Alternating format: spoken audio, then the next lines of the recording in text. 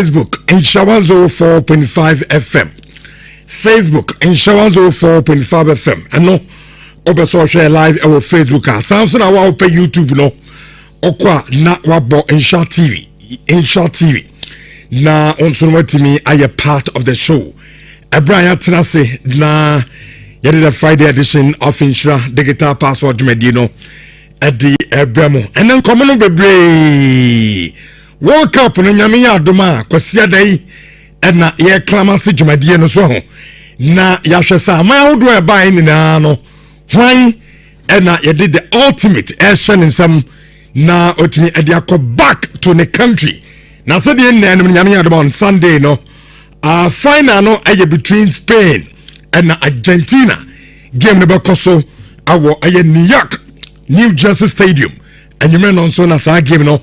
And so ebetimi atojo of course nyame admo china and third place game no and so metimi abo France and England and so bakoso our Miami Stadium our Florida and 70 na no yabatete ho adin komono edi amamo club football so no awon sampi our LIVESTREAM edi ebrayen na yesima kalise obakọ Real Madrid awon sam no yede Abraham our own Fatal Ishahaku anonso yesi ebia anonso betimi adjone eye Israel Tower anonso nkomo eba awo eye dwumadie no eso na latest update on Mohamed Salah mover anonso paso ye no from Liverpool anonso honsam awa yesi Hendrick nso no ebia anonso betimi akosia kan ade ama eye AS Roma bobo ekuno na one transfer minimso bia na wate ho asem aye abrante fasa Julian Alvarez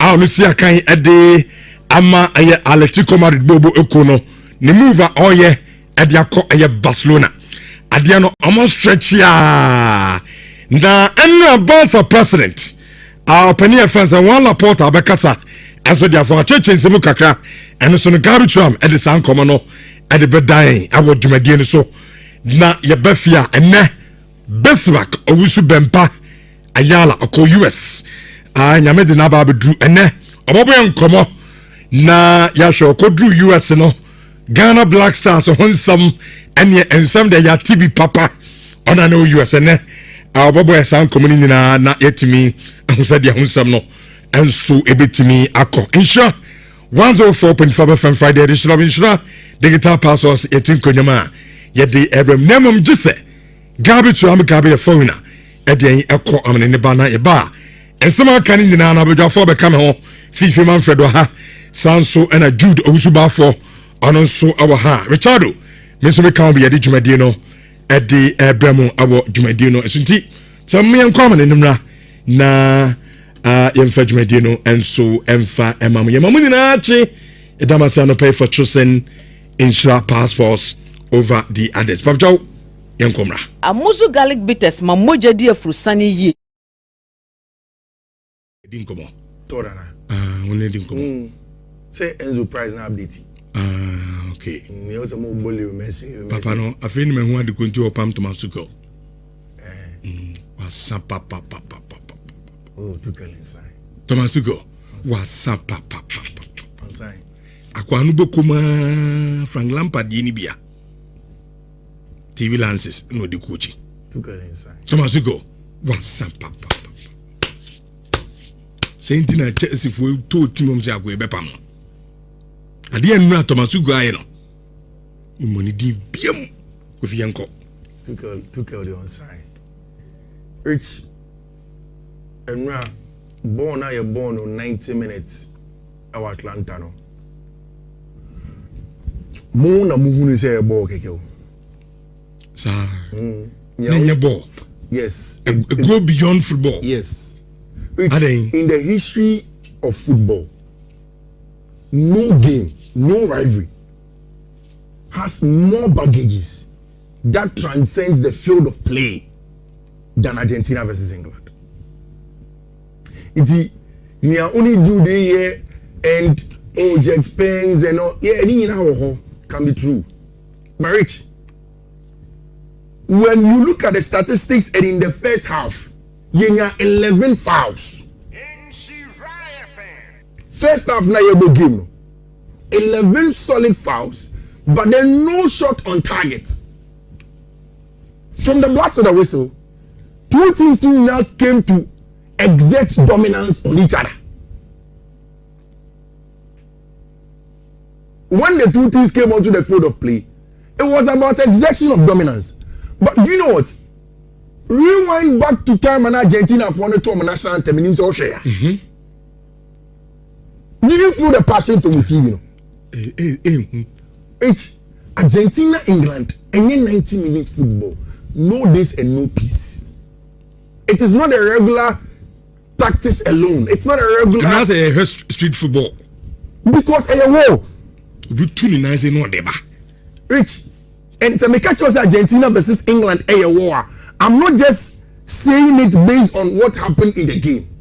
Argentina versus England is the Falklands War. Okay. So Obi Oye, student of history and geopolitics and loves the connection of football and politics plus dates will tell you that. And now on the 14th of July, it's almost the 15th. It's almost the same date when the Falklands War ended. Which on the 14th of April 1982, we saw image from Argentina for players now. On match you know, and on the banner. Uko Stadium Nimoa. FIFA want to prevent every flag, every BBA derogatory. You ever say about match? Ukita Palestine for flag, Ukita Iran for flags. They banned them from taking Iran flags to the stadium. He said there are two types of Iranian flag. There is the Islamic Republic of Iran, and there are Iran and Casa flag. The Islamic Republic of Iran flag, they banned them from taking to the stadium because FIFA feels that Omun person will be able to use football as a tool for politics. Rich. Yesterday, and I asked you, meaning so who's our image here? And Giovanni Lesonso. In your poor match, no. In a walk Argentina for the kids man, no. In a walk the idea where actual a white. Any actual Las Malvinas son us. They are talking about the Falklands Islands in Argentina. In Spanish, they call it the Islands of Malvinas or the Islands Malvinas. Now, this is the Argentine map and where the Falklands. So this is a video of Giovanni Lo Celso here. And we are not copyrighted because it's taken from the stands. This is Giovanni Lo Celso. Okay. And we flag.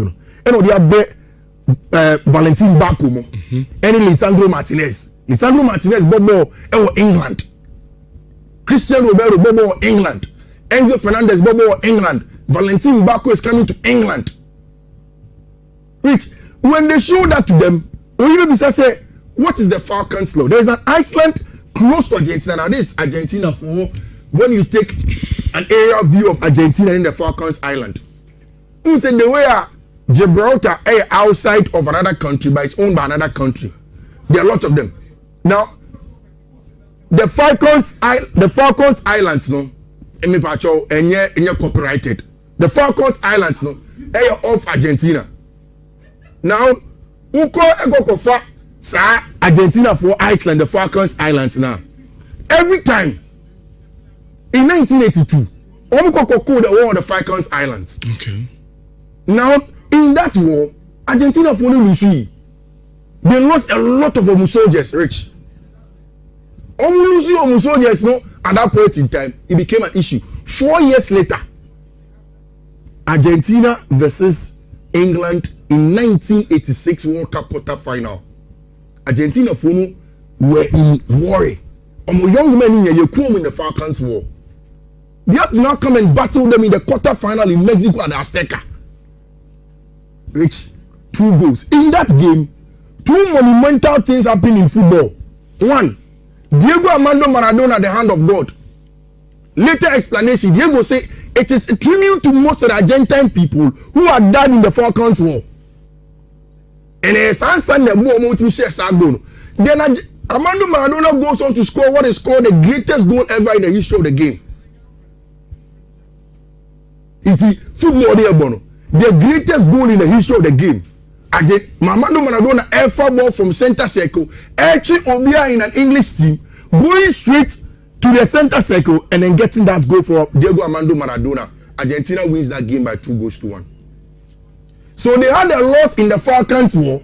Then 2 games prior, Ombabenya win against the English. Rich, since then, the Argentines have always seen this game against the English. In Kayadi and Kaya, normal to Murefia. In Kenya, you very no sense on Concord flag and Samba. But it's ingrained in them. And nothing I'll share in the first 30 minutes, Argentina were trying to exert control. It's almost try everything possible to show Obia say, Chale, we own this place. Plus, England fans who don't also want to be pushovers. So they're also trying so hard to make sure that they also put themselves on the line. In the first 30 minutes, now a pure war.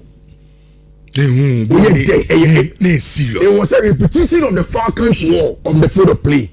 Because you can't, for the English boys, they know. I'm sure in history lessons as young English boys in schools, they will teach them. And Argentina wants to show with trim. To the extent that you almost say the Malvinas is for us.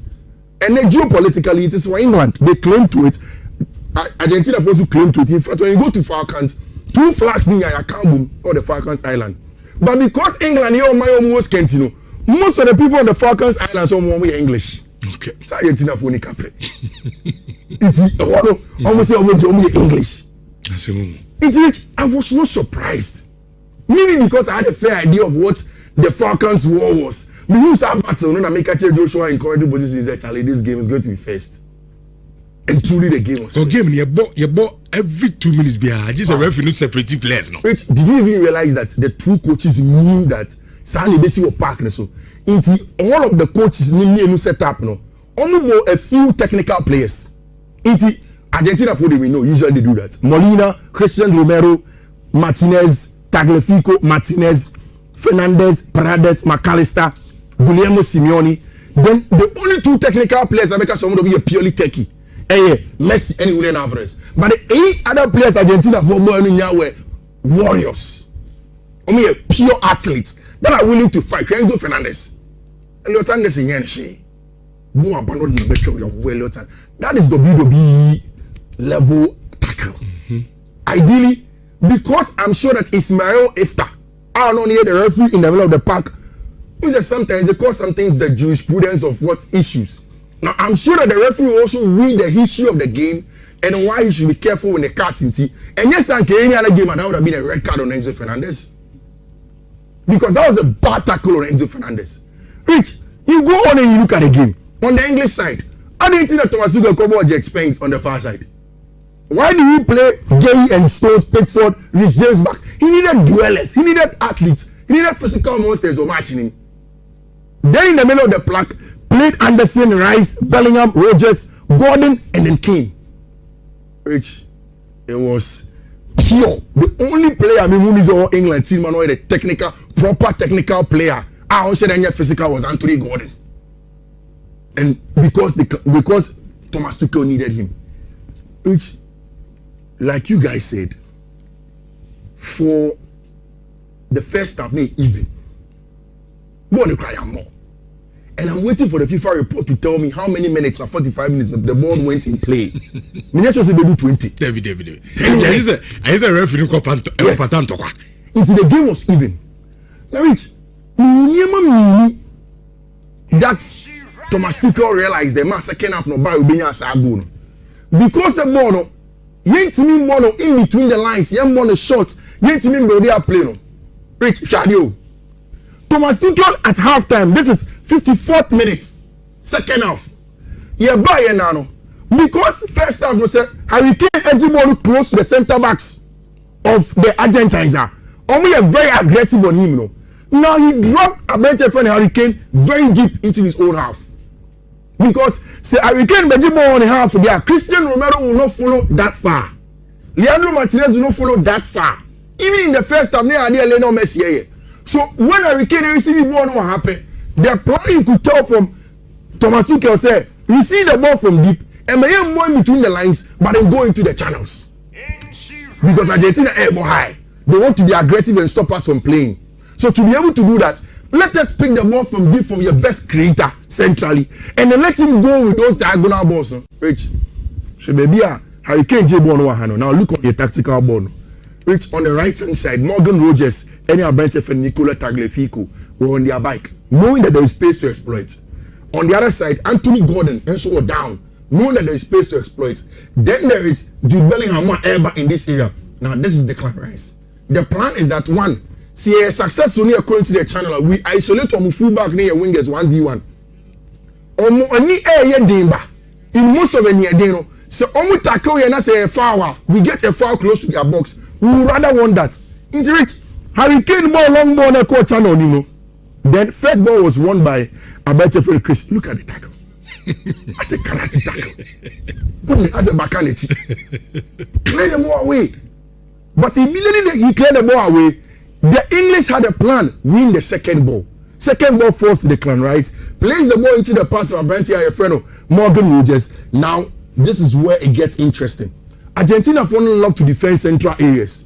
So in this area, they know that Jude Bellingham is coming. There are 4 players closing in on him.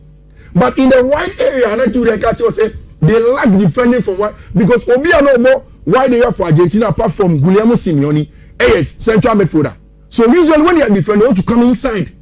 Now, because Leandro Paredes has to defend inside, Abrante Ayefreno, Anthony Gordon could come from the blind side of Abrante Ayefreno Miguel Molina. So Molina doesn't see it coming. But of course, Anthony Gordon comes from his blind side and pam, 1-0, 54th minute. England are in business. Yeah, I'm sure at that time,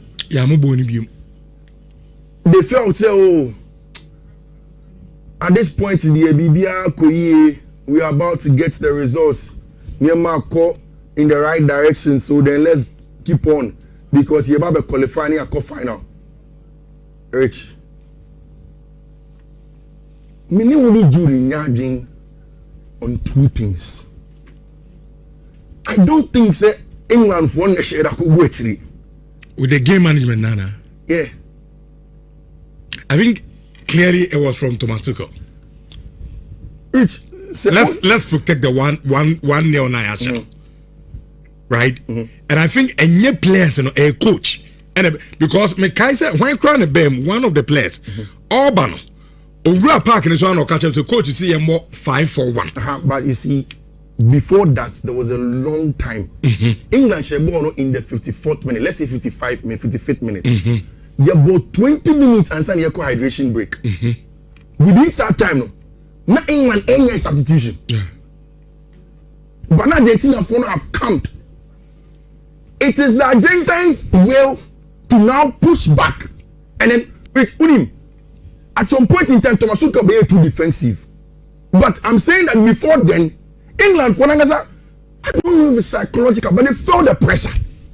So they went back. Only you could go the coach, you know what to heading. That is your job. You see, relax. Let us do the Muslim team to enjoy it. They went back psychologically, and that is what happened. Because, like I said, England for should go in the 54th minute. Now, this is the hydration break. So, before hydration break, now Argentina for I changes maybe 2 or 3. So this is the 71st minute. The first change came from Argentina, and I'll run you through all of those sequence of events. Rich. Leonard Scolani doesn't get credit. Maybe because on waffle tactics, maybe because he just doesn't react too much. Maybe see a touchline, be able to son when I know so no cutting any no cutting baby dino. Maybe that's why. But immediately Lionel Scolani realized that even before Thomas Tuchel will back instructions to his boys to sit in a back 5, Consa Ebano catch on number 5. That was Consa. Nico Realis he also mentioned 5. You're saying 5. Exactly. Even than Ben, and that was clear. But I'm saying that before the substitution, naturally, say Obishawa reach in about 1 to 5 minutes, you have to at least defend. Then after that, you now make changes. But it kept on coming. So I kept on telling Joshua, I said, Thomas Tuchel should bring a change. Now, and Lionel Scolani, Ephraim Montiel, and also Nicolo Tamendi because Leandro Martinez a yellow card. Now, between the 2 center backs, Arsenal, Christian Romero has grown into the job. Now, say I'm going to very nonsensical tackles. So he took off Leandro Martinez, brought on Nicola Otamendi, then took off Abrante Ayefreno Molina because he had led to the goal, and then brought on Montiel, and then brought on Abrante Ayefreno Rodrigo de Paul. Rich, For me, this is the substitution that won the game for Argentina. And in the next few minutes, I'll explain to you. It is true. Right at hydration break, so you tell me who are joining us all on strategy and us even on Facebook are rich. Don't know how well the camera will be able to zoom into this. Thomas took a look at the tactical board in any. And I'm in Sacheson. You can see on the tactical board say clearly Thomas Tuchel has shown them 5-3-2. Yes. 5-3-2. Before then, the English boys naturally went back. But Yami Omadu Momi a hydration break. And Omeka, Kylian Anthony Mbappe say hydration break no. Well, kita bone because it takes out your intensity. Yeah. But when he had a hydration break, he further enforced his boys to go and defend. And that is where after that he brought on one Ezri Konsa. Who did Ezri Konsa about the free ball? Anthony Gordon. It's Anthony Gordon free. And only Ezri Konsa come on.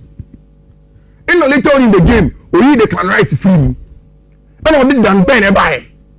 Then later took off another of the wingers. I think say Morgan Rogers. And only a bench from Nico Riley Bebo Fifi. Then push Jude Bellingham to the left. No boy 4-5-1. So that is when Chris Nico Riley was coming. Oh yeah, 4-5-1. Say any year Babebo. Now you stop your it's you see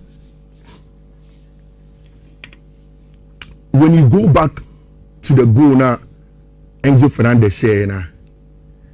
That is why I keep on saying say my respect for Linus Scolani has gone up. You won't get a lot of the plaudits, but Linus Scolani is a brilliant manager. Which Montiel no buy. And who said I say Argentina Jet Spence a defender, sir. Which was 2v1. Montiel is pinning Jet Spence just to give Messi time. And they did it against Cape Verde. They did it against Egypt. They did it against Switzerland. So Kulumuya in India, Messi peels off to the right. They bring on Montiel to come and pin the fullback there. Then they can get space. And you see that Elliot Anderson was trying to get back to come and help them cover the space. By the time Jude Bellingham buy no. Now Brian saying Enzo Jeremiah Fernandez no. Abobo na to rich. Maybe the Jude say he will sing the song of Lionel Messi. Enzo Mo Argentina players sing. I know that they are big fans of Lionel Messi. They don't play with Messi. And okay, all of us too. But rich, last night when Argentina needed somebody, for me again, it was Enzo Jeremiah Fernandez. He was asked to play in a deeper role as a 6, as a deep line playmaker. Before then, no about shot me, so be kaya. But I couldn't pick for the fingertips. In fact, and the result to the corner for his goal. Only you know Messi no short corner kick. Then Enzo kept on asking for the ball. That time, me problem they say. Yeah. Team are over 5-4-1. Yeah. It means that the strong one, or the emphasis the strong one. So what the 4 need now 5 defenders anymore. That is 9. Who wants to go? That space on the man. So Jude try and go back down. Now go block board, but Odu no. Now so any space in up board every day. Is that not why you have to give credit to Linus Scolani? Oh, of course I know this. Because on the Montiel and the Pini Jet Spence. And no man Messi near free ball. Man, too much space. Messi near free ball no. Because another change that Argentines did have not spoken about. Which put him say against Egypt, against Switzerland, and I think against Cape Verde. Constantly, anytime Biana Scaloni they change or the Lautaro Martinez Bebano, Lautaro affects the game.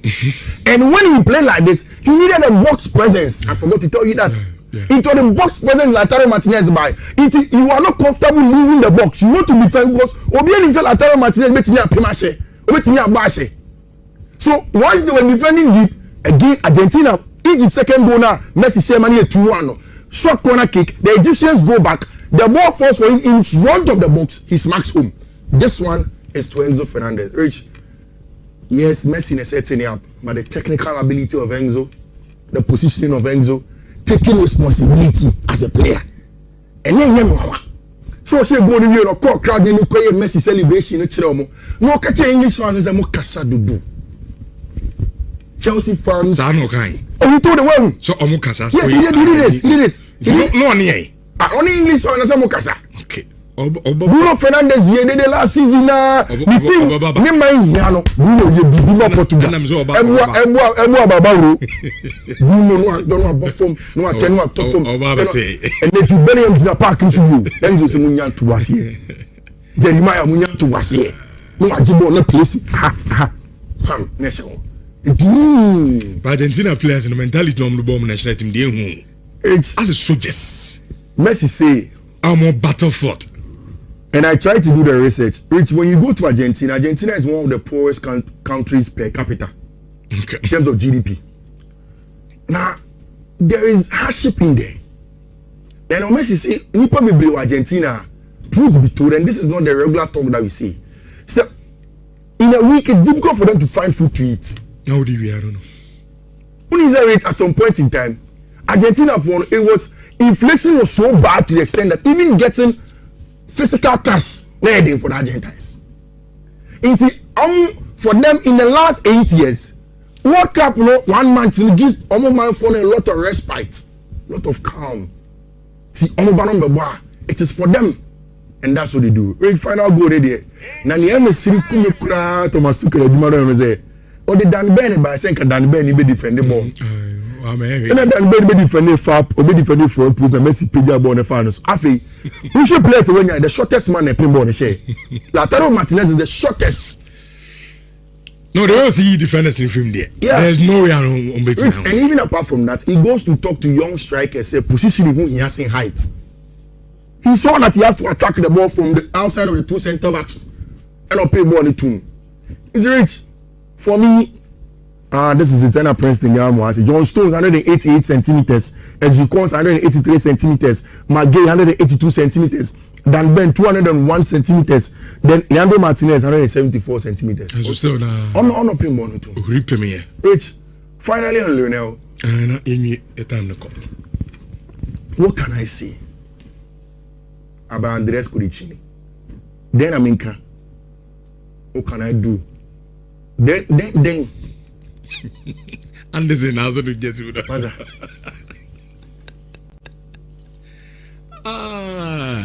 You can't say anything about Lionel.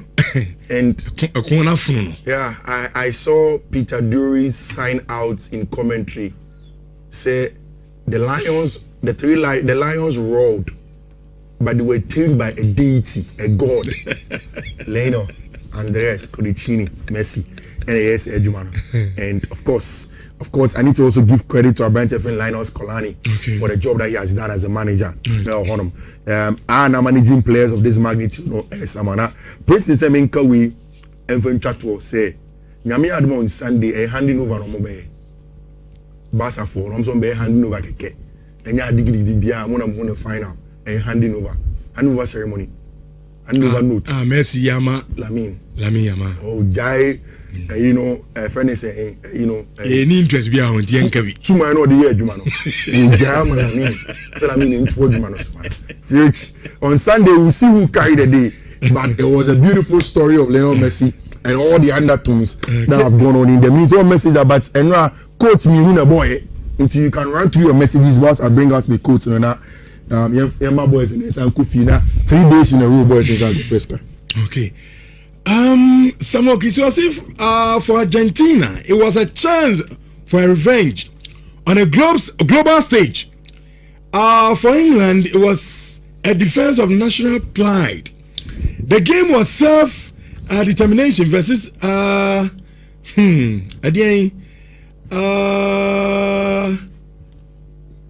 mami sign and show message in ABM na main camera. Okay, my main camera.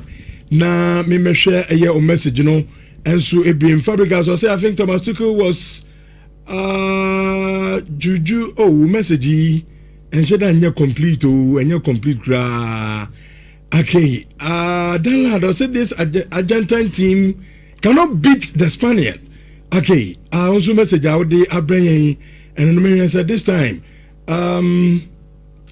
make me a kind someone kisi. And so a message out there, Abraham, and now I say for Argentina, it was a chance for a revenge on the global stage. For England, it was a defense of national pride, determination versus territorial integrity. Rich, UK chrono, Munina Ayedi. Okay, someone can see on now this message here. The Abanese, someone can see war, UK. Osi kronim nyina ayedin ntobia And also, good morning, what you guys from UK. I'm very happy that you guys are back home. And me and when no, I come to know say mercy. We see my hero Lami Yama, please humble yourself in the final. To the one who bat when also who bat you. Mr. Ya Munchro, Mr. Niesa Mekaya na me bre okay. I'm so person oka sa pictures na circulate to social media. Abon say among for the AI. Aya na le no mercy edware no. I'm so one sem na oka no. Obi take come me for the infantry to na fifi fa code no efa room na ayemre fi me di eyefie nkomo no. Obi take come me also reach England sucked and the ball and give Messi and go 20 minutes to play. I'm scared for Spain because looking at the ugly style Argentina football, they can't match it. The chances were unnecessary. Okay, the changes were unnecessary. Okay, Oblite coming on this message and so at the Abrain. With the coach and so on. Na yemre fi meshe teams na ho bo atitu asante korona yate se omonso astate omo medicals na afi yemfa entua ejumedin so yente o code na yemfa nto aso Rich and now senior maker the guys in for 2 codes 10 odds and a 9 odds. I think the day before na 13 or so codes now and there's Europa League playoffs no Champions League playoffs no one so you remember a T for first one a BW 630868D5. Second one a BW 63086049. Third one a BW 630855BA. Fourth one a BW 63084536. Fifth one a BW 63083780C and the last one a BW 630813E8.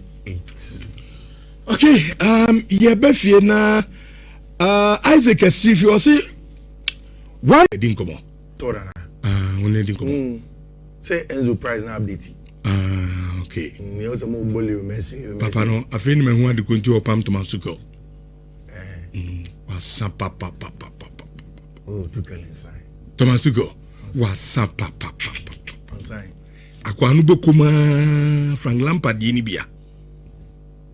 TV Lances no the coaching. Tuchel inside. Tomasuko. Wasa papa. Saying na Chelsea for to team om say agwe bepam. Ade enu Tomasuko aye no. Imoni di biam with yanko. Tuchel the onside.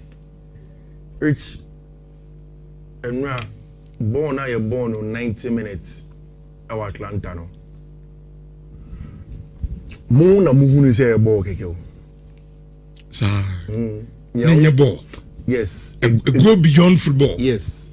Rich, in the history of football, no game, no rivalry has more baggages that transcends the field of play than Argentina versus England. We are only do the year and Jack Spence and all. Yeah, anything in our can be true. But Rich, when you look at the statistics and in the first half, you have 11 fouls. First half na your game. 11 solid fouls, but then no shot on target. From the blast of the whistle, two teams now came to exert dominance on each other. When the two teams came onto the field of play, it was about exertion of dominance. But do you know what? Rewind back to time and Argentina for the national anthem in Australia. Did you feel the passion from the TV? It's Argentina, England, and 90-minute football. No this and no peace. It is not a regular tactics alone. It's not a regular. It's not a street football. Because a war. We too nice no deba. Rich, and to make us Argentina versus England a war. I'm not just saying it based on what happened in the game. Argentina versus England is the Falklands War. Okay. So Obi Oye, student of history and geopolitics and loves the connection of football and politics, plus dates will tell you that. And now on the 14th of July, it's almost the 15th. It's almost the same date when the Falcons War ended. Which on the 14th of April 1982. We saw image from Argentina for players now.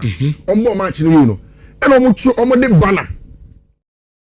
Pato, she say live our Facebook and I ensure 1045 FM and on YouTube and I do ensure TV our YouTube and also bet my Tanya what Tanya Neta or comment on what me Adiaba now already medical cato say what happened the final no total and no and some Sunday and yabo final boys na any dear cherry pa at say you bedding cover kakra and so Adama better transfer no it's say June July and ya no sisa nenta na there's a leaks in no ya baba sasa somewhere August na ni nyina estate entaman first asia sign dodo na sign ti anopay wo tani o screen so team no with team bia support player bia mo sign no na anopay ya bedi unkoba kakra edama na tasa no so tima bo abada quick one mame for we fama wonim say world cup the final day no anu ya Sunday na anom Argentina wo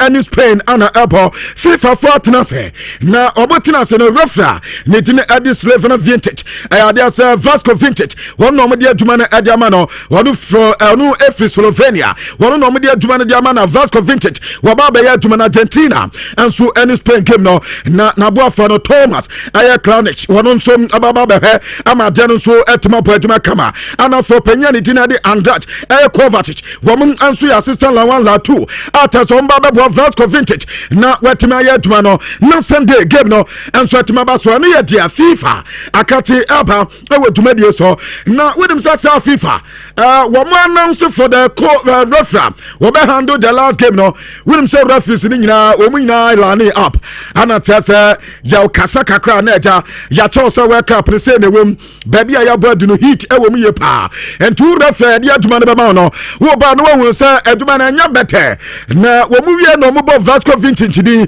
na abusia he screen so time ya bo papa ni di no na adia no tese no nkasa kware say referees no mu nimo double handle final game aya yankan tro mo ebia aka 3 days to say game no beba so no referees ni nyina sia ansa ne aboti no entomo bo Vasco vintage di no anya ba ha papa na atua sum no masa na anya sam kwatwa adia wo so in fact de tenie dia FIFA aya diamano no aya dia aya abitwamo esanse wo munya na egutam ho mo doso barasa je bebo ni din so ono da be handle the final day no wutumi say aya dia sumbuye pa enso ademana no ya Vasco vintage me pato dia to papa no ana afa dia ne referees no enso ya de bo no munya kata so masanya bote aduma de nyina ya bebo amata say Sunday wetumi aya aduma ma world cup no enso atuma ba so kama ani ya Vasco vintage me pato eno ada dia FIFA enkomobo ani eno wo muyi so no be handle the final game no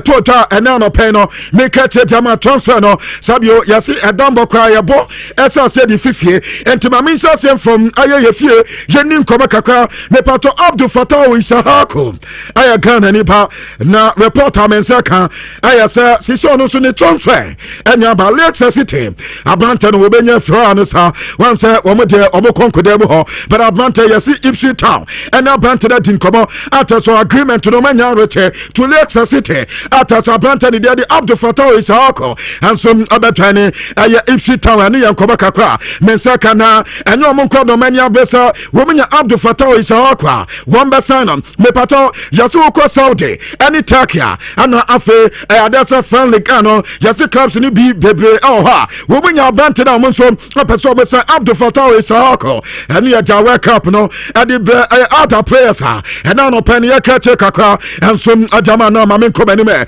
na menko AS Roma reporter men say kan yasu ko Roma boboko na wobudi nkomo na nkoma Roma fo 18 na and so ya abrante ni dey and Hendrick Madrid the player okosi akan kakra Olympic Lyon season no ekoyi long term ana brand boy Olympic Lyon Boboko season ni ba wie no so revert to ni mother club reporter Mensaka sa brand ba no yes Roma nso kwakwadi nkomo Roma for nyina so munya brand the team at the Hendrick obetuma bom ye pa enti sanka Madrid for betiasia omoma brand na nankata wo meya juma kakra enso Italy from Roma Boboko no am the time Mensaka juma de so na no pay make kakra edamana meko Liverpool na makodin koma kakra Andoni Aviola one no the new head coach at the Emma Liverpool na another Obaka Mbabaka tosa other players in na bi oha papa na din koma se onko benya ankadodo na anko ne ebisa so okay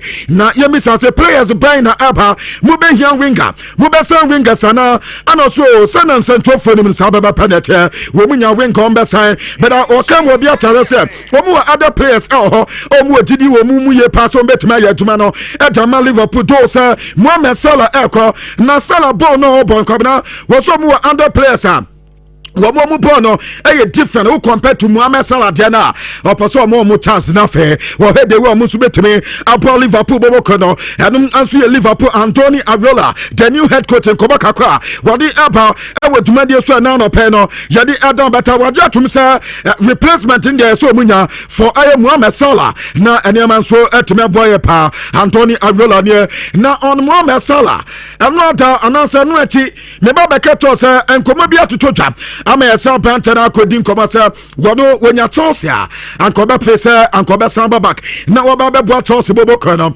me ba bebi sa Chelsea fans no mobile atune mobile Chelsea so penyin nem na ni agent ayo penyin ni dia Rami Abbas na another Rami Abbas akasa yebisa sa Salah no wo kon yeso wo ko Saudi ebiso wo be ko Major League Soccer ebiso wo ko Chelsea ni adade wo ana player no who control no ai fa na Mohamed Salah ko papa kama obianta so wonim bebi Salah be ko hedenim na yenya bote ente baba betoja but ade ba ko betimi aka ese anya de se Mohamed Salah be ko tima Salah nkasa mpese obebo kwabna sa asem yo kan de na se no ko Salah ko ka so obebo Chelsea dia na tell me say Chelsea na ana Mohamed Salah enso bebo esa se ni agent de se yenka mo obianta se me sense su biem wo so anya de so mini team bia be discuss na Mohamed Salah engine to me so obebo ana so be sia kan ede amasa club no ansa no mini team bia betena se no na club Mohamed Salah nkasa enso ade penie so obebo ene yankoba kakwa so me pato Mohamed Salah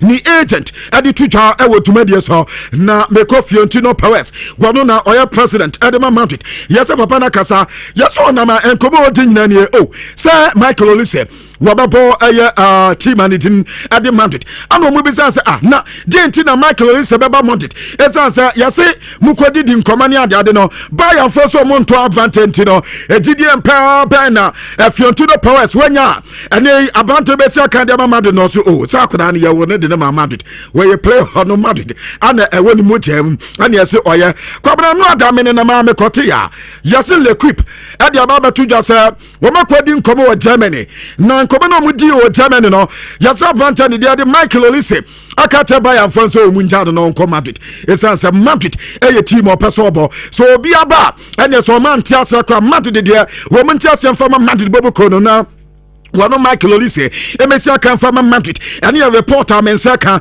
e wadumade so ana me ko PSG ko bi sase wo man kasa na wo France akoda no ye France ni ba na PSG so ankoma ya sai ya si PSG sa aposo wo matamum akoda no mo ha do no mo say complex deal wo mo ya ebe hatim ni ye pa ento mo nyoma de se Michael Olise wo mo PSG Boboko no wo ma so mbenya advantage isa de solely ababa ya Madrid Boboko no ana taso mo so enjoy monopoly and your reporter etota e wotumade so na no pay make tell man na meko Barca makodi nkoma kakwa sa Barca so say wo bu Julian Alvarez Madrid anso so mo pe Julian Alvarez na another ana central for court Madrid president openya ne de wala porta an ye bi sansa na Julian Alvarez deal no kana basa fo nyina ntiase akoda no baba dapen tambe no ba no so munyante ye de ayedo ye de bid de akoma Atletico Madrid enti Atletico na be diatum se akoda mbe tano amena basa de we de but openyin se yankama obi ante se a good deal a offer ata se a good for Atletico Madrid Atletico Madrid nso agitum enti se akoba Atletico Madrid anya to be the akama obi ata se anya de sa panta no ebetima ba besia kan ade amatima Nidin at the Aya Barcelona, and I have na more alternatives.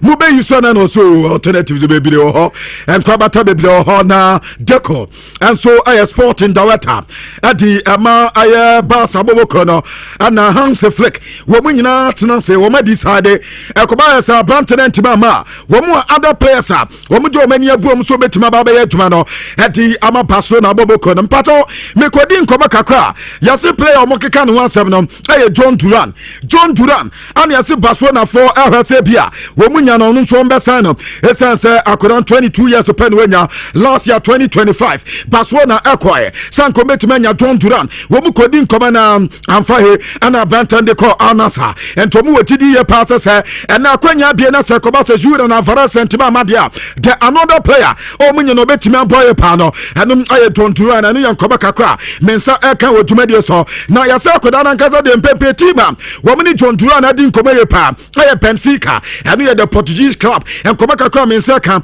esa Benfica boboko no adin komaye pa ama edu atire ama tasa se bibie timi wie pa se na Benfica Francisca abante de jadi John Duran enso ebe free Saudi Pro League team and de the Al-Nassr no kwakosia kan enso ebo aye pato Portugal ene am de kakra mensa ka ewo dwumade so anopai me peche kakra e de ama wanti sha wo do so say hit ni basa na body di mai hiyo yanko anim kakra na me ko Germany na makoko di nkomo kakra wo Germany na nkoma fi Germany e di Albania opinion di adi Shankin Club me pato ma menya ne kran fama mo wonyan sign ye from the German national team. The German national team no officially when you engine to moon say okokoye tumano e dia mom pato agreement in principle and papa na tia say we better any team no better to official statement enye from market enya mai enti ani enkomo muti na anana na no pe reporter men say ka say uko DFB ayem paying ma paying ba kwa ni dini di Olivier ayem Melefs reporter men say ka say Meslof yasi oko na oko New York na oko New Yorker and kobo oko dino wani aye Shankin Club and oko di san kobo no empato sa meeting na yaso mbe have no aye Shankin Club and afe Olivier aye Meslof and afe aye DFB mpaying no asu bi aka ho and afe uko aye Red Bull wo mu mpaying bi ka ho yasi Tuesday and sa meeting be tota na that means after World Cup final no and sa meeting be baso na meeting be baso a yaso mo kwa finalize it you know since Shankin Club afi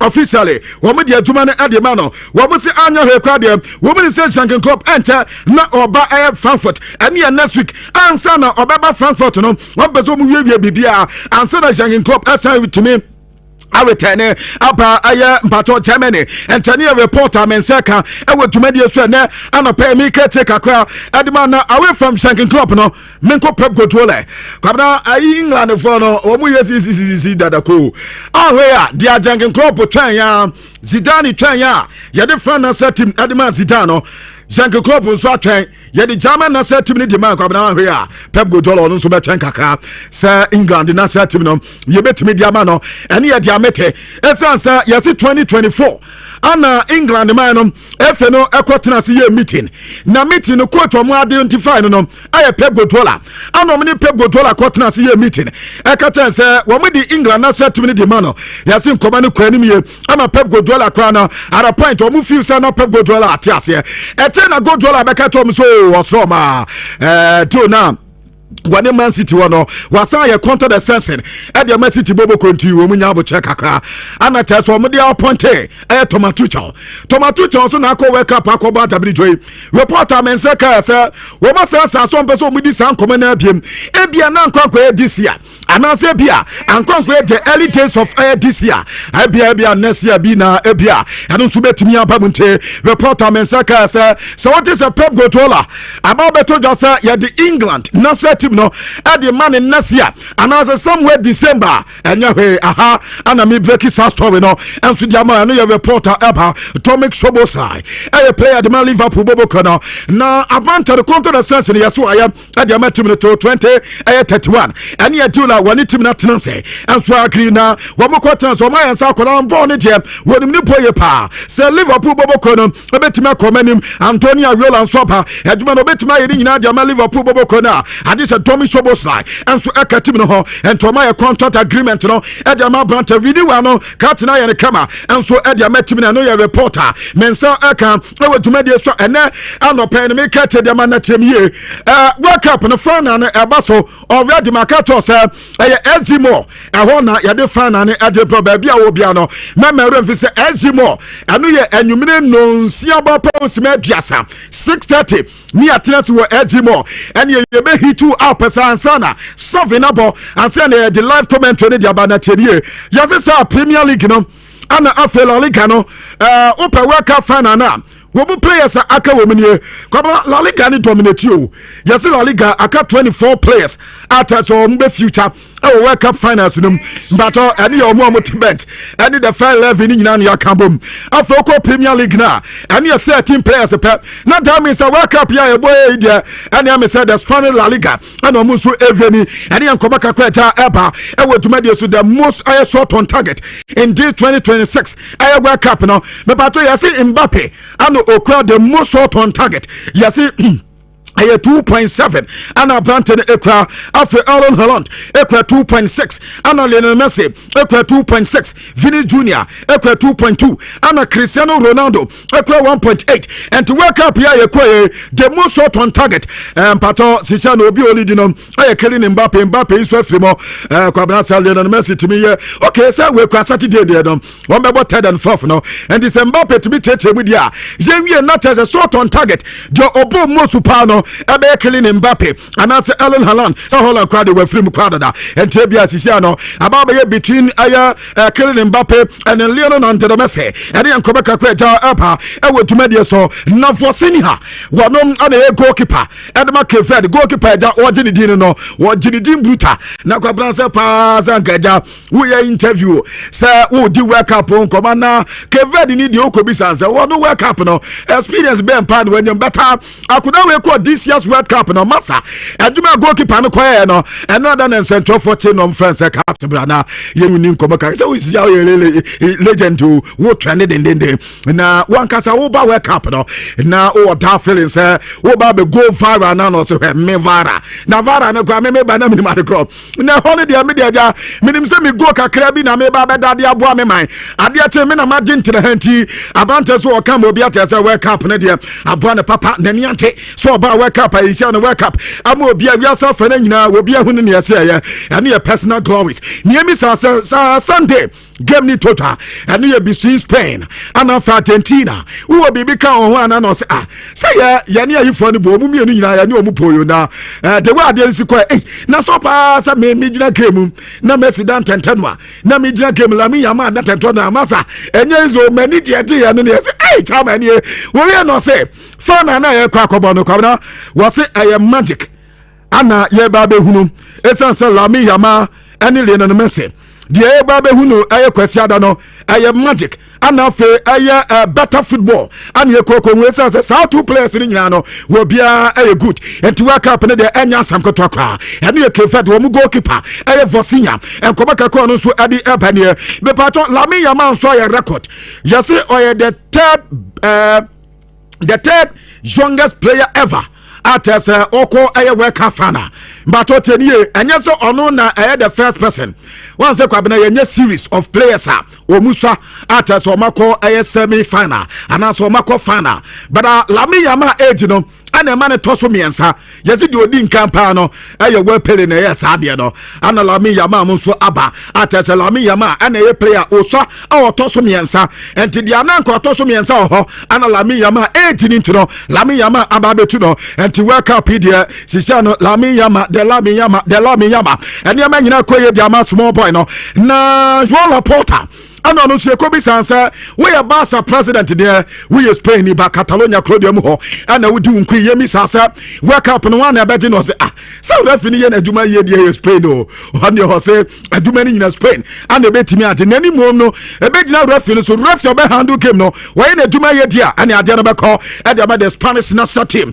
ana yan koba kakwa so but Barca president ade tuja na yasu ko England senior senior players no kwabna yeso obia so nipa yemfa so buo ni nyina famo no penya ne tine ade tomato chow omu ogidi ye pass adwuma no ye no sanka wa ma players no directives and ma players no boss a game na wa mu so boy na nka against Argentina anka bia fan and common Spain ana ekwakosia ana na magayi ese dia players ne kan ni obi aya adene na nka san komoko eko manim tama na omo eye ho anom na so mo ye no mba be defend ya ne adade na tese ko ba ya amani e man koye afom mame for kitro we fantam na ya fancy ko ba onim se world cup no ye wi afana no ayankawa no ma yo o ma ye ring atese ene makoma kwa duasa ana mo so de mana tese eno so etimi aboa eno ye jobeti eye world cup ni de sini na so no eno eye nkawa rings ana tese o ma ye na ring no ma ye no kwabna esoro no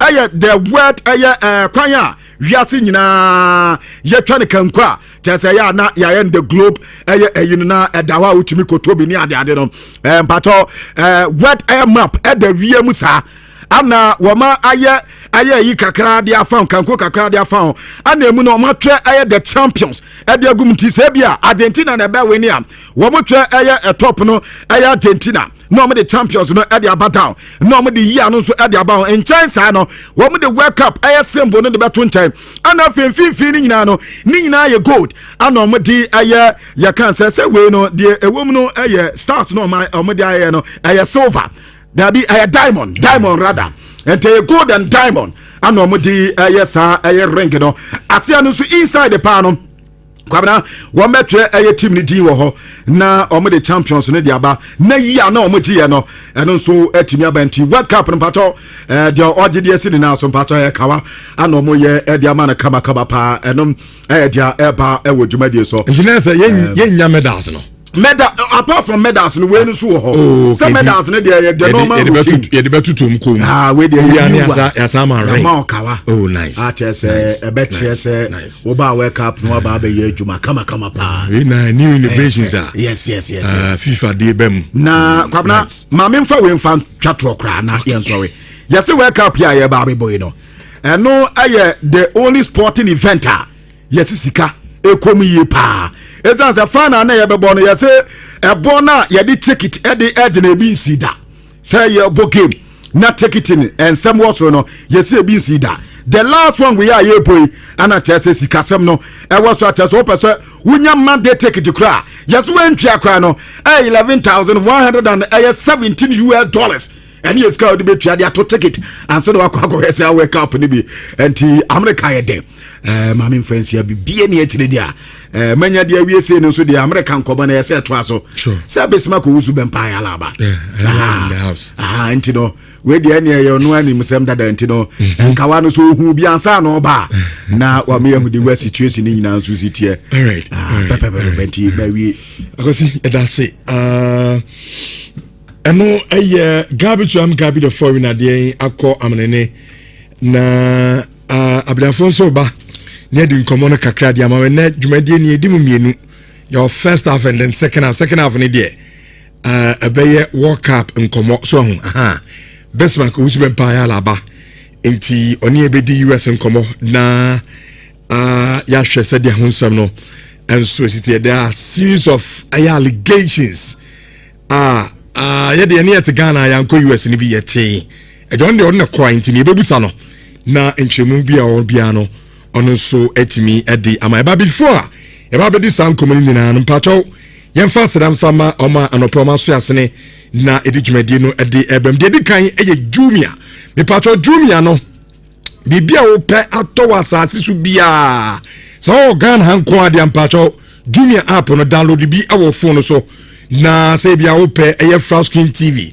open tare mpaboa in fact bibia mobile phone ade bia person to bia no o dey just download eye Jumia app no awo eye phone so bia obia na so so timi awdan kama ne do ade enso ade abra honso de enema fo wa Jumia de menu mienu na no edim se niema papa enda wo ho a ne bo no enso efo enti wa opesa wo ton onso opesa wo ton no Jumia app no na make am for edi amawo ene anopay enti eno an se just Jumia it na se bibia na enkoyi enso emfa emaw na Kindeb investment omo ene de Camel natural selection charger edi abeda so edi dware so na odi dware so emaw natural color we tuntuma kama kokokra enya sem kitwa emaw color na nkasa natural no etimi etoso yipa na esham ena efehro enitimi sew oto atobi kofie na oni abusuani nyina no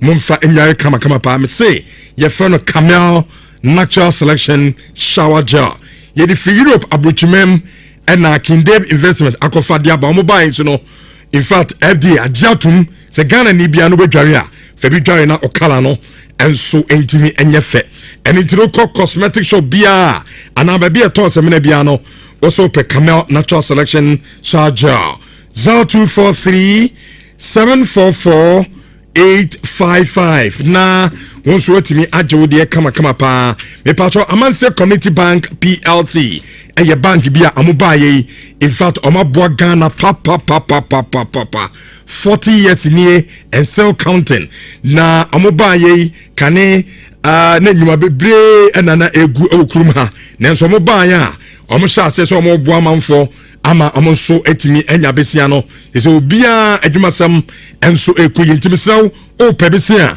eno an so bebia account ho savings account current account susu account and a fixed deposit account me patcho ubie bia ebetimi aboawo na onso etimi enya besenti ebia na aye bi na abefie mu pesika ade aye mo ya asore mu pesika de sesi asore dem mo sanso na ankonkran na mu ye team ana ekuo ana mu pesika enso ede akwakoye adwumade a me come for Amanse Community Bank PLC ana ade amawo ene anopay yem branches ni bebre Antoa Kro Manson Kwanta Manso Dubia Bekwai Anyan Kwanta Akokare Sansa Hojo Santase Sofly ena Roman Hill Nina Kumase unsa ebetimi aka eye Amanse Community Bank PLC na ye besane de interest na da hon kitue bi entisika no dia obetimi atua ebra onso no onko ahohehia bia enso emu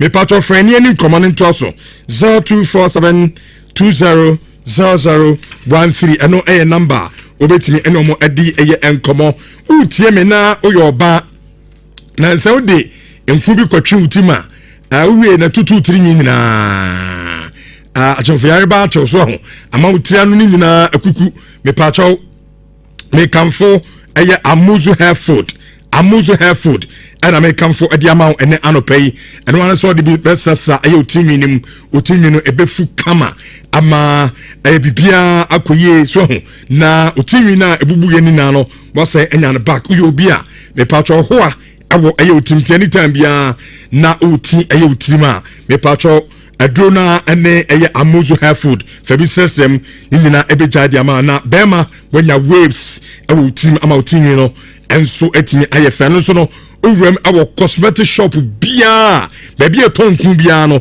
obusa obenya bi o pedodo tunso a eye amuzu Johnson tafo inshae so 0242 955 me patro joma ko kese bi awo aye Kumase ha omo pamade omo epe eye a professional tailor and audio obi a wonima emema niema pama ye pemo na ye no enso etimi aye adwuma aketua ne ye kama so and I also apesa obesua no onso akonya eda ho okra de ye besan amo alawa na odi atwitwa ho enti wani je ho se opese oni adwuma koi edi eye dwuma ewo eye Kumase ha me pa cho omo tech ya tech police station around ho 0549 528402 0541 352046 emubia no ofra amo eno bedi enkomo Electroland bringing the stadium home.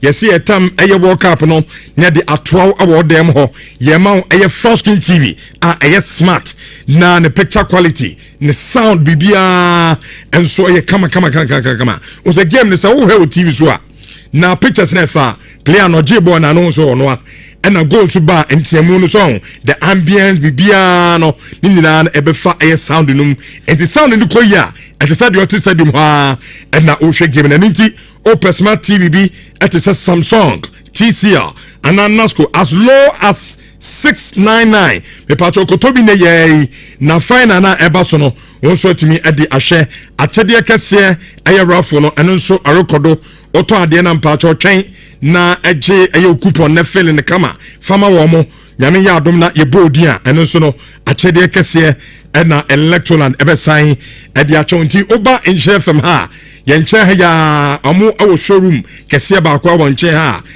onsa ebetimi enso akanyema no AB 0503 159 739 ano eye number ano so no mobetimi eno madi komo maka cho se adisuane de ye ene book otepa na enso computer adisuano se umpo ababa ye ade bia ehia enti asan se oni book ni nyina se wanfa computer adisuano anka ho a wanhwa na ni nyina no ekohaw na wanya adwuma bia enso entimi anye na Union Practical Institute ejefo ye kire computer ho aye adusua na ye ha no eniama bebre na ye de dikan obu a computer no unnim ho hwe oba ye be kirew enti awofo amuti adwumadie mo mana awie SHS na JHS ni na mon ko register mo neya because school fees no mat so e de abafo mo person enkwada no omuso timi so bi ansa na omo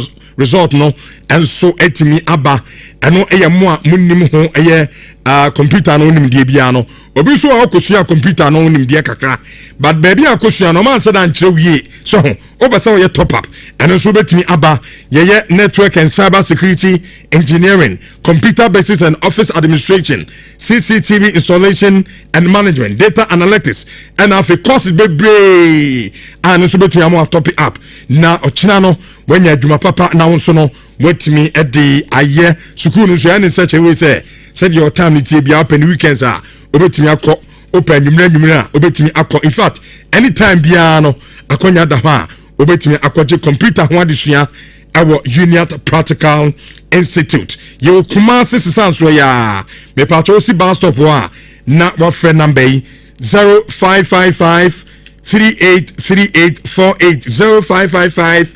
383848 Bigo energy drink me pacho oyo bia ene o sorry anu tumi say honam nyina eya ya wa bre chon yesa wo sorry film paso na okotwa ya kwa adwuma kra na ye dem ma opa me pacho enu anu so benya eye new Bigo energy drink ni bi na nso timi anomese awode na enu a olusu eni nyina ne obenya no true eye Bigo energy drink na nso timi e de akobo adwuma na bibia na akonkan enso e de amawo ene anopeya omunyina no na aso yasena ye de the Friday edition of Nhyira digital passport dwumadi no e de ebrem na finally the Ukraine started discussions no na P phones and accessories me patcho na P ye ton mobile phones and na ye sanso ton home appliances na a home appliances no so pe TV open fridge air condition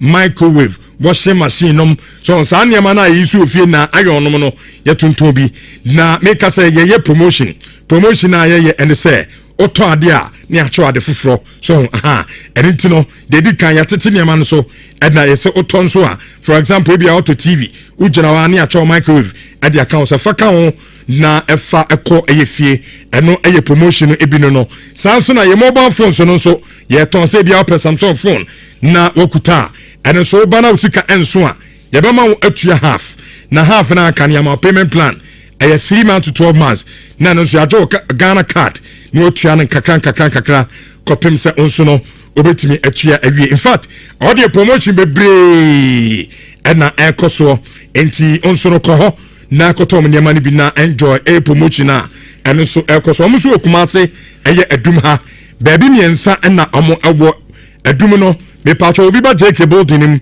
omo ewo opposite eye Prudential Bank na PZ busa nana kwesi ajama building nim konso omo ho na Seda House Kesman opposite konso omo ho tamalifo monko Abu station na enkande wabusa eye Madina Zongo Junction 0533093422 amo ene afufo pika ho na amo asoya sena anopay the Friday edition of Nhyira Digital Passports yetin konwam na edidwumadie no ede Emma Jude Owusu Bafo. Good morning. Yeah, good morning, Rich.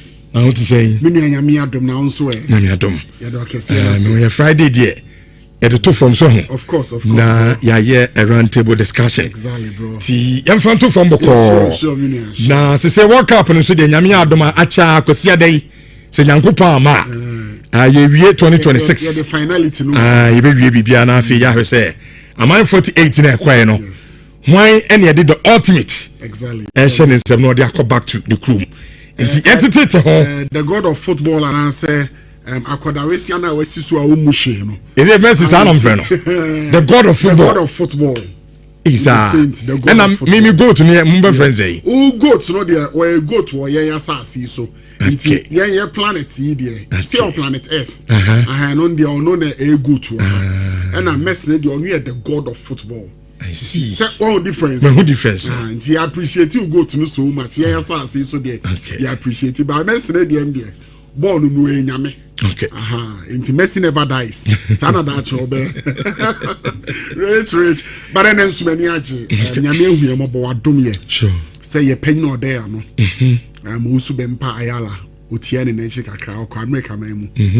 Ekodi dwumadi strong ko ye ni World Cup of course.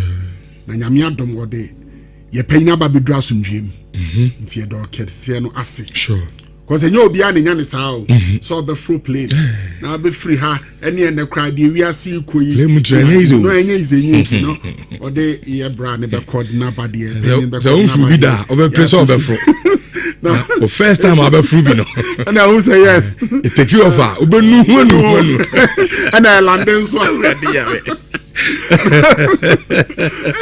enye easy the nyame ase so de no akwaba nti ene answer dwumadie ni achemu mienu of course your first half of our discussion no ho exactly and you the second half of our discussion and there your friend of World Cup in komo exactly anti ayala ba betra se na oboy US in komo no na o say atititi stories ni bebre conceptions na wo ho na yes obe spell and obe confirm o me chichimu emfa enchenti na de atititi ho kakaka exactly na enfako entity hu de mente hu memfa stories too na menche wo okay bro edikan football any superstition a ewom aya na ebi mu person beje the title ye part of the world no oka aya na ye nuanum bi feel say oh ye bi ayen na ye fa football ne sa but adie bi asi they no clearly I attest to the fact say football pe superstition part of it we free one enye yi say ye adwumo say enye adwumo e ka ho superstition no the bet ye saying superstition no men can say adia ni twimu we bi sama asemo say but yen can simple terms said ye obi a o tie bi abeti ase no de an e ta ka say football bibi wom yes you never be o umfa wani hu e niema etimi ekotia ebi ni say ebi ase teams ni bitimi ye aduro ebi ti say ebi Fabian Barthez ansana obema ni goal post ni bibia na wama ni goal post no obenya ebi Frank Lebert na France players ni bi so obefe ni ti so wahu obi ani ni gidie a owo obi nso kra de ne se producer bia no ka oba ansa na aba pitch ne so a eno kra na etimi ema ne timi ebobo no obi ani ni gidie ti ade bi obi gidie wom se etimi bua ne mani tumpon wo obramu no and I say betimi aku ediatia no who say two-way street ebetimi aboa that is obi ni gidie say ebetimi aboa amana tumpon wo branum obi nso gidie ni say ade bi o ho na so anya ni yi a ebetimi akwa atia no honhum afam ama eba honam ani nso adadi enti superstition no in summary no sa na kire rich minim so atia say mato asepa me da say bro na eno na obekai say Nancy Argentines so can say before Omani England game no they would love to wear dark blue color jersey no the omo ede share Diego Armando Maradona period no omo de share England no the hand of God as I hear no so omo J the World Cup that was in 1986 the hand of God. Now Brobeka before the game almost sign can say no person almost sign share almost the FIFA because now Oshemo technically no more bought as their away side into almost requesting for it Emma make an one some cry.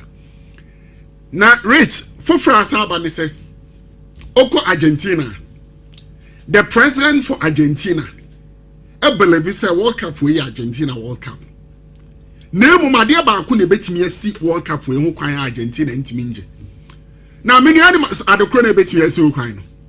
The betting as you kind say, Anka as the first gentleman of the land, to say Yen say Anka Ghana Yako World Cup, Nanya Mea do near do finals. Now reach a could do grand finale. Nanka we expect to say, Yaman Penny, and Wofidia, John Dramani, Mahama. Nanka was ye papa, and go be free Ghana, Edna action one recommend. Say all because we're a first gentleman of the land. And Tian supporters no on the decline. On the represent your mining na.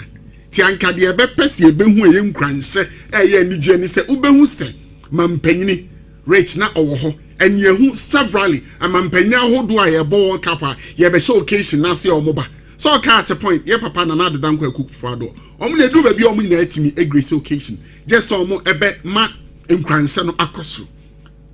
But rich when no man paying so na down for pan himself man paying so no Javier Millet on himself down for pan so any Donald Trump or we now share the same ideologies or penasing ye pa several platforms we bring no or Donald Trump abaso and now Argentina El Observado and no a local radio station or Buenos Aires ekuko bisa ne say te so abagana na nkwa bankran rich akoko bisa ne say na yebehu man paying yebehu kwasiada Ewa America memu grand finale na ekoso. Na wankasa unipa unsine from Donald Trump. Any Gianni Infantino ebe ohono ni ebehu. Really surprisingly o see ye hu no. I was scared on head that tight and I said dey nti na ye hu wo. Retu ni minchemu. O say me ko wa emu me Argentina. Mampanyi na wo no amanfo hwe wanimu ana say players ni hwe wanimu a. Ebe inspire almost also moko extra. Uncle New Jersey. Also uncle share final. The reason is why are there? Rather, no so. Or prefer say or better fee. Now if you are better no or better Olivos. Rich minche muye. Say Oko Argentina, the seat of government, your friend of Casa Rosada. And no a pink house. Say the US or White House near Yahanum no near Wosu Castle and San later Babenya Jubilee House no. Okon ma omo dia no mo friend of the pink house. To the pink house by simple terms and no any bia the seat of government inti ho na ban ni di ni dwumadi. Na enye ho so no be hwe game no. Rather obesho on the private residence. Into the private residence no and no any Olivos. Unsi e man panyini on the private residence ho. Into Olivos no e ho no be hwe game na free. And I reach on bizarre say adenti na be hwe game na free. No say adabio Minko baby, me chef you Montimasi. Montimasi ye, Montimasi, a babu minus a boamium, a boy in team. No, see a day. And no say, or money am I a simple am I.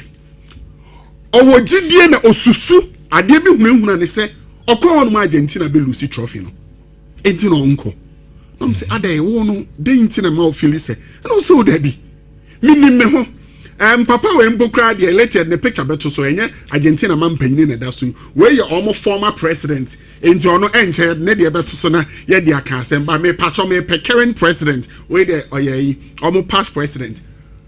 Read to him or say yes sir competition nas no hu adia ba ko na wo hu 7 matches ni na no or should the free in the residence reason or shady free residence and say or residence or no or sha at the soon be strong at the bread one mine to no shady free honor to about 2 hours as adian na nansan crowd against Switzerland time na Switzerland share go no sa won the ono believe say ma Switzerland share go no ne oil branded jacket e se no but o mo fa jacket no nto so mo ndom ye jacket na e se no oyi jacket no because na edu ba bi na awo brem but rich no say oyi jacket no na e so de no oso oyi jacket na Switzerland take no you know when na adwene say jacket na e se no sa jacket no onyi jacket ni biom abesa to say ye bebo competition no ade awie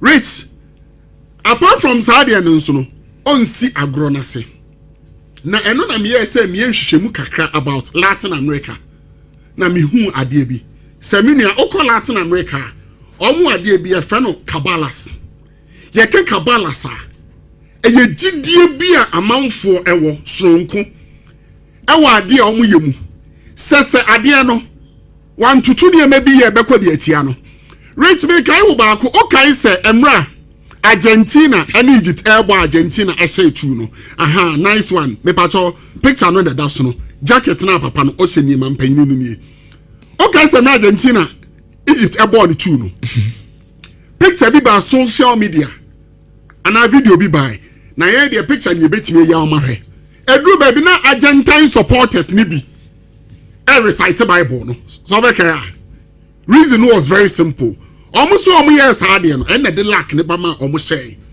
e be crowd de almost timi ye ne say almost timi throw players di oh no almost dia ye nkonya nti e ade ba ko almost gidi now rich the only says since 1990 Argentina man pani bia ni hono mo a ye bo World Cup but what ye ni since 1990 Argentina enya 11 president man pani bia ni wa ye bo World Cup and as Argentina bo competition rich officially okoho ebi obetimi asoma ma obi akoho pacho ote ase but onu amu ko de onye uni de ntia ade bi si 1990 okay so 1990 Argentina ne Cameroon boy ama Cameroon as Argentina 1-0 François Manbeek that time na Argentina as defending champions of the World Cup aba 1990 omunim so omo esa ba be yade no first game omu lucy sa wunim de mo mu lucy omu believe say mo mu lucy by then no mo man pay no te so na me dia de Carlos Menem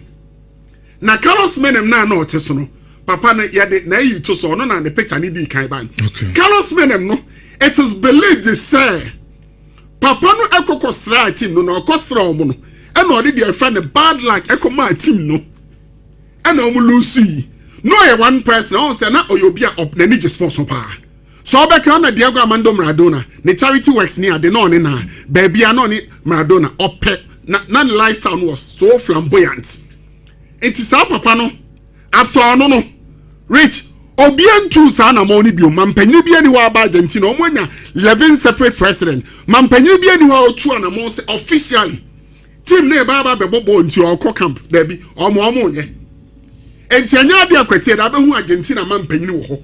And the reason is very simple. Or see, jacket na eseno no. Sa jacket na mu no edim kunimdie but because 7 matches Argentina aba omo edim kunim nyina no. Because of sa jacket na eseno. Enti kwese do be sa hye sa jacket no. E na onko ase. Wo how football rich. Ye how ye funny say oh and amodia mojigini amadi. Rich abrochi na omojini amadi bro. Shot 98 World Cup for instance oh. Oko France e francophobia marambu. Omo fa anwe omo hwe anwam 98 World Cup no the believe say France baba be ye niema e wo ho na niema omo ye wie no de wo so omo e de baba dance no omo anye enti omo caste expel on France obi of France be any masma making enti Japan South Korea 2002 already no mo so say gidie ne say France intimi nje World Cup because they had already cast a spell on them okay emra na Senegal bomb empire so person France Asia 2002 World Cup. Okay, so Senegal for can say Patrick Vieira the France team never how. We saw guys our story no. Now on baba be ye omuniema because that time France about Africa na. On be ye omuniema bi. Na niema no baba ye no. Omuni France and we drew. So football no superstition no ye pe o ye mpe o. E wo ho e ka ho ye free mu enye yi. David Beckham. Yes. What's I know you be 2 free kick na say. Yes, there's this tattoo be a 1 and 9 ho. Inti was any time be a obo free kick na. Odin kan bu ni mu ase koto. Yes. Na ordinance fa tattoo ne so. Or the first we are na afi ogina ho na obo ni free kick. Yes. Ono so na adwen. Ono na adwen no. Ofiu say eno ne ade a da bia oya obo free kick ni bia nso a yes and the answer kra na ba utumi say free kick ni hu pa so sanya man there's no way you can isolate it from football can't be you and yeah aduma so and repam so e be my education bebre afa sanya man no e ka ho ye nti ase ana rich me pacho aha ne e wo no e kroma no onim kwa mo fa so nyom musika. Some people have no idea whatsoever.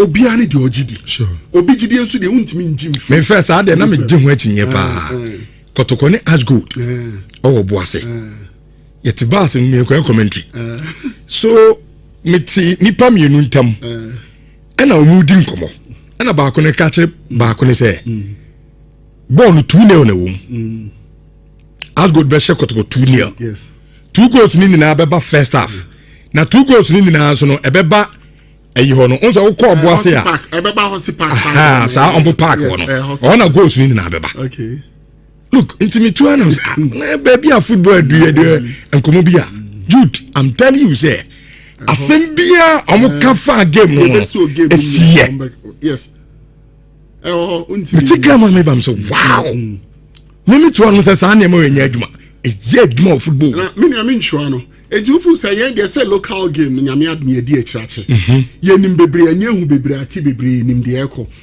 rich etoda message mi she go bi yet me ka say go we dey edify science meboa omutimi a lot of calculations ka say no Messi go no say we dey o calculate even by science and in tally no what they believe in but they believe that a hard work or the hard work no not sanya man or the account but what they make yes it is anete that rich na me jene ho referee oba be the finals Vincent yes na onim say en munyam shepherd ma Slovenia man na rich me jonam say into Africa we be say when shall I na me dwen wo say into African referee na nka yenya na mo da bi o na mo munity mo the whole Africa continent ni na no sport is any dem a wo go be find but bro but onim say but onim say an African referee at the World Cup finals really oh yes 1998 World Cup go check it referee the friend side Amel Balkola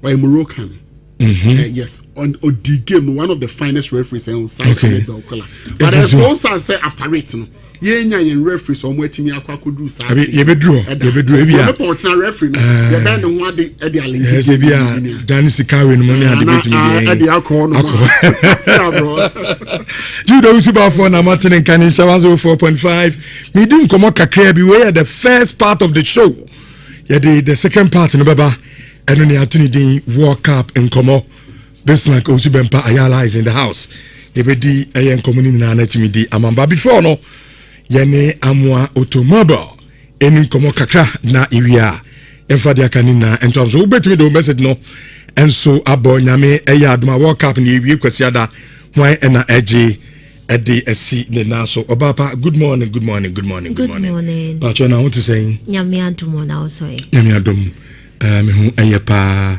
amwa automobile me pesa na de enhye komo na semfamfiri obi a opekato okay so obi pekato a obi wa on talk ada the first time obeto kan nti obi hia a lot of education so and sana onu so no the kind of brand na ye kan so toniade nti so obi person talk pamcho obam ho a nhihye ne tisayin me pacho so we peka and one say oba automobile enterprise omaye hu car kwa ope nti maybe a car brand and like particular type of car no into uba or so maybe I may pay Toyota RAV4 maybe 2019 into uba ni ubo garage and one see and what's not see see ni so garage so I bit me a Kirby at the amount obo so about him this is the first time I met a car. Minim cars are reliable because there are some cars. Minim car mumpu. Minim car mo. Momo de amojuma no no. Aye. Inti car ben na mo ba advice me samento. Aha, cars DS yenke ba advice senka topa de and Toyota cars no.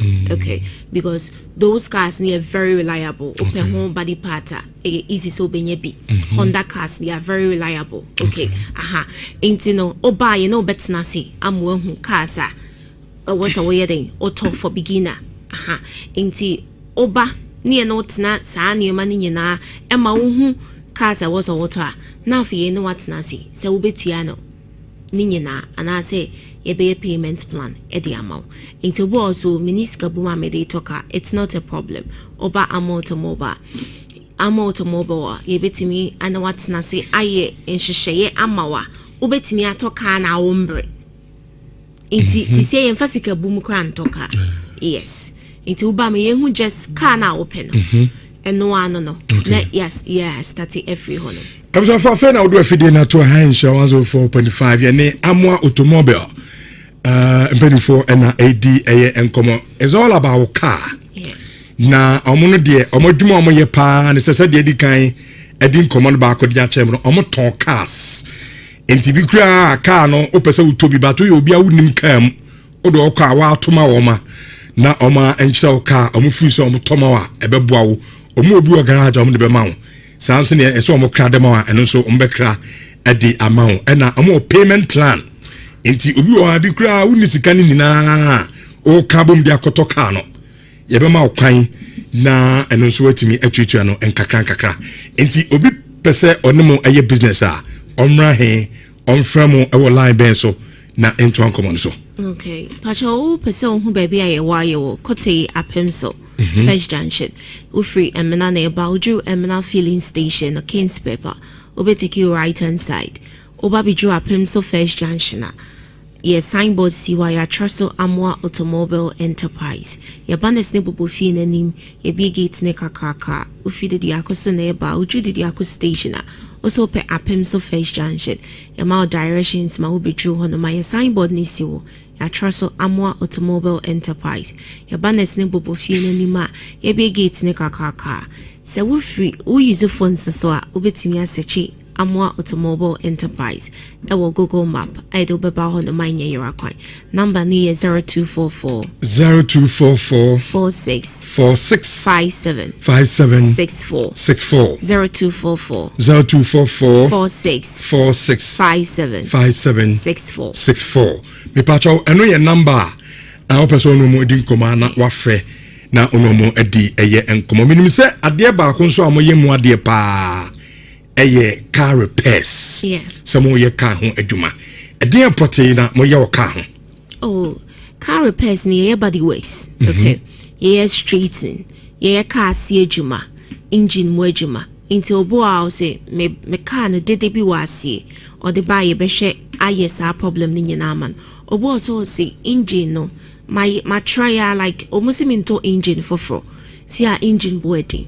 tibra yen hwe problem na wo ho ne nyede emma ebetimi abase enwu hia say obeto foforo aha obo so say o say me car na kwa akopem me be say me straighten aha fabra automobile ye be yama yes ye spraying ti say wo car na akopem na see ya straight yama and once obviously as a spray o see spray ma aha anti spray cars obo so say me car ni me pese me spray full car or yi car every port the aba baby amoa okay bi wan some de she contain any ma etimi en she mi na problem beside aba inti baby amoa sa no oba ye be straighten ye be spray car na ma inti eba sa na nipa no bo otimi otibi ka say ene mu spray sa part na ehono I am one na mom polish the other side in yede and mommy said the bear and ne the spray no ebe pe aha obo also so a o say there be spray full car ni nyina yede and mommy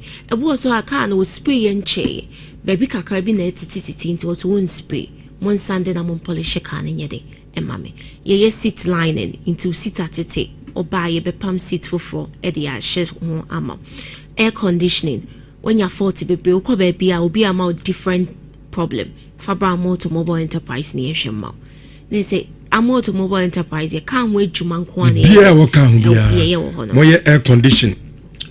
Se seat no atitia eno so mutim pam foforo de hye ho me pa chai ena se car no ase no se yekuruma yakwan enye nti car no fra bruche ba de ne ase na de ba ediga na be 6 months de kwa na problem ma sha di dan ase e ba ase no eno so moye me pa chai ena se car no bia enya accident obi kura de abebo diem ena ba bia mo a eno so mutimi straight car no e de ema aye nipa no me pa chai ena mo size spraying pa chai because e de am straight we are obe spray or some spray baby aye yiri na ena se ho de onya de car ni wura ho a fault bia wo car no bia no ye be hwe ni nyina mo ye bia ho me pa chai sani ne bo be di ana oh Debbie ne bo ne nya din kwa price ni is so affordable bia betimi e de ne car baba be ejuma wo no okay ai so bia tia on fa ne car na ne car no depending on fault onya on car no obetimi de aba amwa automobile me pa chai enye chinchinchina se spring kwa Debbie car ne ba bia engine asiye na ayemre air condition se seat lining na ayinu so inside no se bi wa car ne bi kura na abruchi si ho chei na mu na tetete ne ade no so moye inside ni na ye okay ye ni nyina o se bo na esro no ha de mo e de ye line ni ade na tetete ye pam ni nyina e bi so ha o se car ne bi abruchi nya accident na ayino ye kan saying adie yana pai I've forgotten me kwa refi no meaning say mutimi airbag no yes the airbag no we be a car no pem sana airbag na so de nitimi papa ne steering ni na no ani na mutimi eye no ni nyina yi na say ho de car no nya duwura ho a empie na emo no I see. And yes, has to oven into no. Ye in spray car wa. Abontin. Is spray can wo oven mo. Nti say nsuo toto. Ti nsuo to sa na wo so me de car kwa kusi obi honom achemi ntimi e car ni ntimi mbai. Nsuo toto. Nipa ni ni baby obi spray car na ma. Ye wo oven fapa automobile enterprise ni spray ma. Whether ni ye say so a car si bi won ma. Kala bi won ma untimi spray no whether we mo. E be che enti ebo afi be spray car na wi na unhunefe aha enti ne ye wo oven ni problem and once ye do car na ship ni spray enti nsuo to e wi ebo any problem ye show 2 weeks na 2 weeks pepe ni ye wi car na ye dey am okay nan say you kai spray ni 3 months gra David kala ayi bi afedi kan fe biem and you go for afefe kama e di be 2-3 months na aye basa fi o timi just kana nzia mie na na say na dey na man basa no the ana dey sad e ne buy say nipa no you support that papa mfanye adwuma ne ma okay so when you support that papa mfanye adwuma say e kuma wi abo pa ti product papa na e was o use no when you see paint no and then this have fault near there but we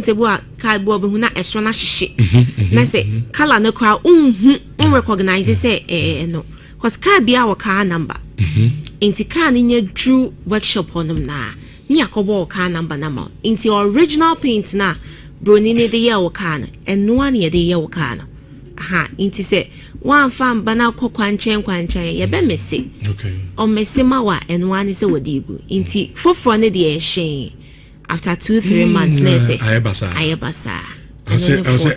say na de car no de kwati for if I don't call amo automobile no more spray car si wa omo de no nya de edi 2 months de kwa na ayibibi ho no de bia be hu car no fresh fe te say de if you home e buy na enti so bi person ba ho a omrahe number ani de person di twato na yemfa nkomo no mfensiwa pacho person buy so ye wo kote apemso first junction ofri emna na eba odru emna filling station Kings Pepper obeteki right side no Oba beju apem so first junction na ye signboard si wa ya so Amwa Automobile Enterprise. Ye banners ne bobo fie na ni ma ye bie gate ne kakaka. Ofi de diakos na eba uju de diakos station a also pe apem so first junction.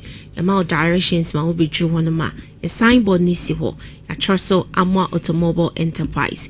Ye banners ne bobo fie na nim a ye bie gate ne kakaka. We use a phone. Search Amwa Automobile Enterprise or Google Map. It will be Bahonoma in your coin. Number near 0244 46 57 64 0244 46 57 64. Amwa Automobile Enterprise. Can't wait your money. Opekato. Bra Amwa Automobile Enterprise. Okano over faults BTC body works. Spraying, polishing, seat lining, air conditioning, Fabra Amwa Automobile Enterprise. Almost on cars if you are cheaper, no. Maybe a canny be jua, nature say, paint no, baby I'm one year, you know. Teacher dealers for the pa, Mumbra, the end shamo cars and the emum. The end one's not a bit in the mark on she. I tell me our kind buy na. That's what you from Portina. Would you be drawn near Yama, comma, and Sakran word to me at home. Inti can't wait you may be a the Fabra Amwa Automobile Enterprise. Okay. Edamasi, Gidi say, a tifo and so at the Omokas and Baba na Maya Jumano and so etimi at the Ama Omusabri Omrena Dubako Abapa Musimano Edu Enum 11:15. Yeba aye the second half of the show. Maternity World Cup and Como. So, I know any a year, baby di hunkomo. And so, etimi at the amount in the Koswa, Nema Efidino, and Naso Honsenabia, also betimi eti a year Jumadino, and so ABT Bismarck, Usubempa, Ayala, Sambaka, Nasem Yakachamo, Se Ono, and Repe. A multimedia the commercial unit as in Share FM a work happening to Waba ebedi a enkomo and so etimi at the amamo Bismarck Owusu Bempa Ayala. Good morning. Now I want to say Nyamiadum menwe Edanyamiase ahwefo ne atiefo so ma feel me so ma feel mu pa so ma feel papa so ma feel mu messages enko send me na da be na obeba biem ne nsensem bebre me so ma feel mu ba maba maba Edanyamiase na America to saying they compare a different world. Okay. I'm say a small heaven. So you need heaven there, but you bet me to honor to heaven. Heaven maybe I now exaggerate, but okay. Say yakoko say anya shukra yako golf ho kata ho ne Dubai ho yakone nam ho yako Europe ena yako America. I think the difference in so. Okay. The only difference is so visible and say America is too commercial. Is sikasem. And my mama example. Say your dad certainty they be a good phone. Intina would daily life will be Twitter, will be Facebook, will be tune in, TikTok, and so that is what we do. But the moment we do America chrono, we build phone no social media no so we are different country. Simply because the commercial way of social media net no. Everyone say no, corona room is serious. And for instance, meti hey. Se me sorry no pa na me da me persona eye mani ha say mesi for makwakoso radio a. Me fa me phone na me be tune in. Okay. Na me ti radio no me phone no so. Se me be tune in Ghana, and also me be tune in na ma search radio kra me se me tie na me de ato na me tie. But we do America. Obetime be tuning up no 4 minutes now. Unyan do page na. I was say we choose which radio station you want to listen to. Advertising. Wow. Ha. Ibia is ka. Advertising. Bobo advertising. And sana what me wura app no ko choose obi abeso tie FM. Obeso tie Live FM and so obeso tie bibi no wetie. Ubi o TikToker. Untimi scrolli 1 2 3 enkobe 5 abra unshare adverts. Ubie baby say Snapchat. Ubie Snapchat o first page is na no you see recommended like companies ads. Everything about the country is commercialized. Enti answer kwa na betiesi konum o phone so kwa be ma won say no be o ready sikasam gidi uko Twitter the same thing uko Facebook uskoli ana advertisement abe so she bibi ube sha advert nansa ana I know why yes will be TikTok wa bo cheno mutia okano because the commercialization of the pages with social media no is so unique say bibi na attractive over how they are. You deserve say also it yaw. Okay. Yes, you deserve say also it yaw. And the logarithm no so no because on say omomu say be sports. It be am BS page bi na me ko sports content no. So they now start to suggest sports commercial way and sites, betting companies, sports analytic companies be no me be say bobo di so omo say who is sports person there wabano you can add these sites in these pages and be yes ka diffuser enti gidi discuss and the final thing as I in the bachelor and say okay you understand why people say America is the land of opportunities and that's because right from the start your orientation and they say you have moved into a commercialized zone and they say oh baby also be contribute to the economy now start yet now be ska sika and afei yen starting to say said the one kasa o kan no we your second World Cup akoye you say kata wo ko ho na wako US but US the end the World Cup no 3 countries na ekohosi Canada and then Mexico be America ho say odi toto kata de ho a do say kata de de kata kro no nko a na omo bibia ho so odi toto this particular World Cup in terms of organization transportation hotels and sani money now so they to talk at the no difference be no difference is big okay was a kata de na enye kata kronum kwa it was only Doha okay Doha the whole World Cup was hosted in one city and that was the first time I see we see a host World Cup in one city say and for say all the to Ghana one ke host World Cup in Accra ngwa into all the various stadiums who see a ball kata World Cup was in one city. Enti mekai time ani e wakata no. Ubetimi e PSA bi awoko Villaggio Mall. A walking distance from the villa na yeda no. You can own until you bypass a stadium.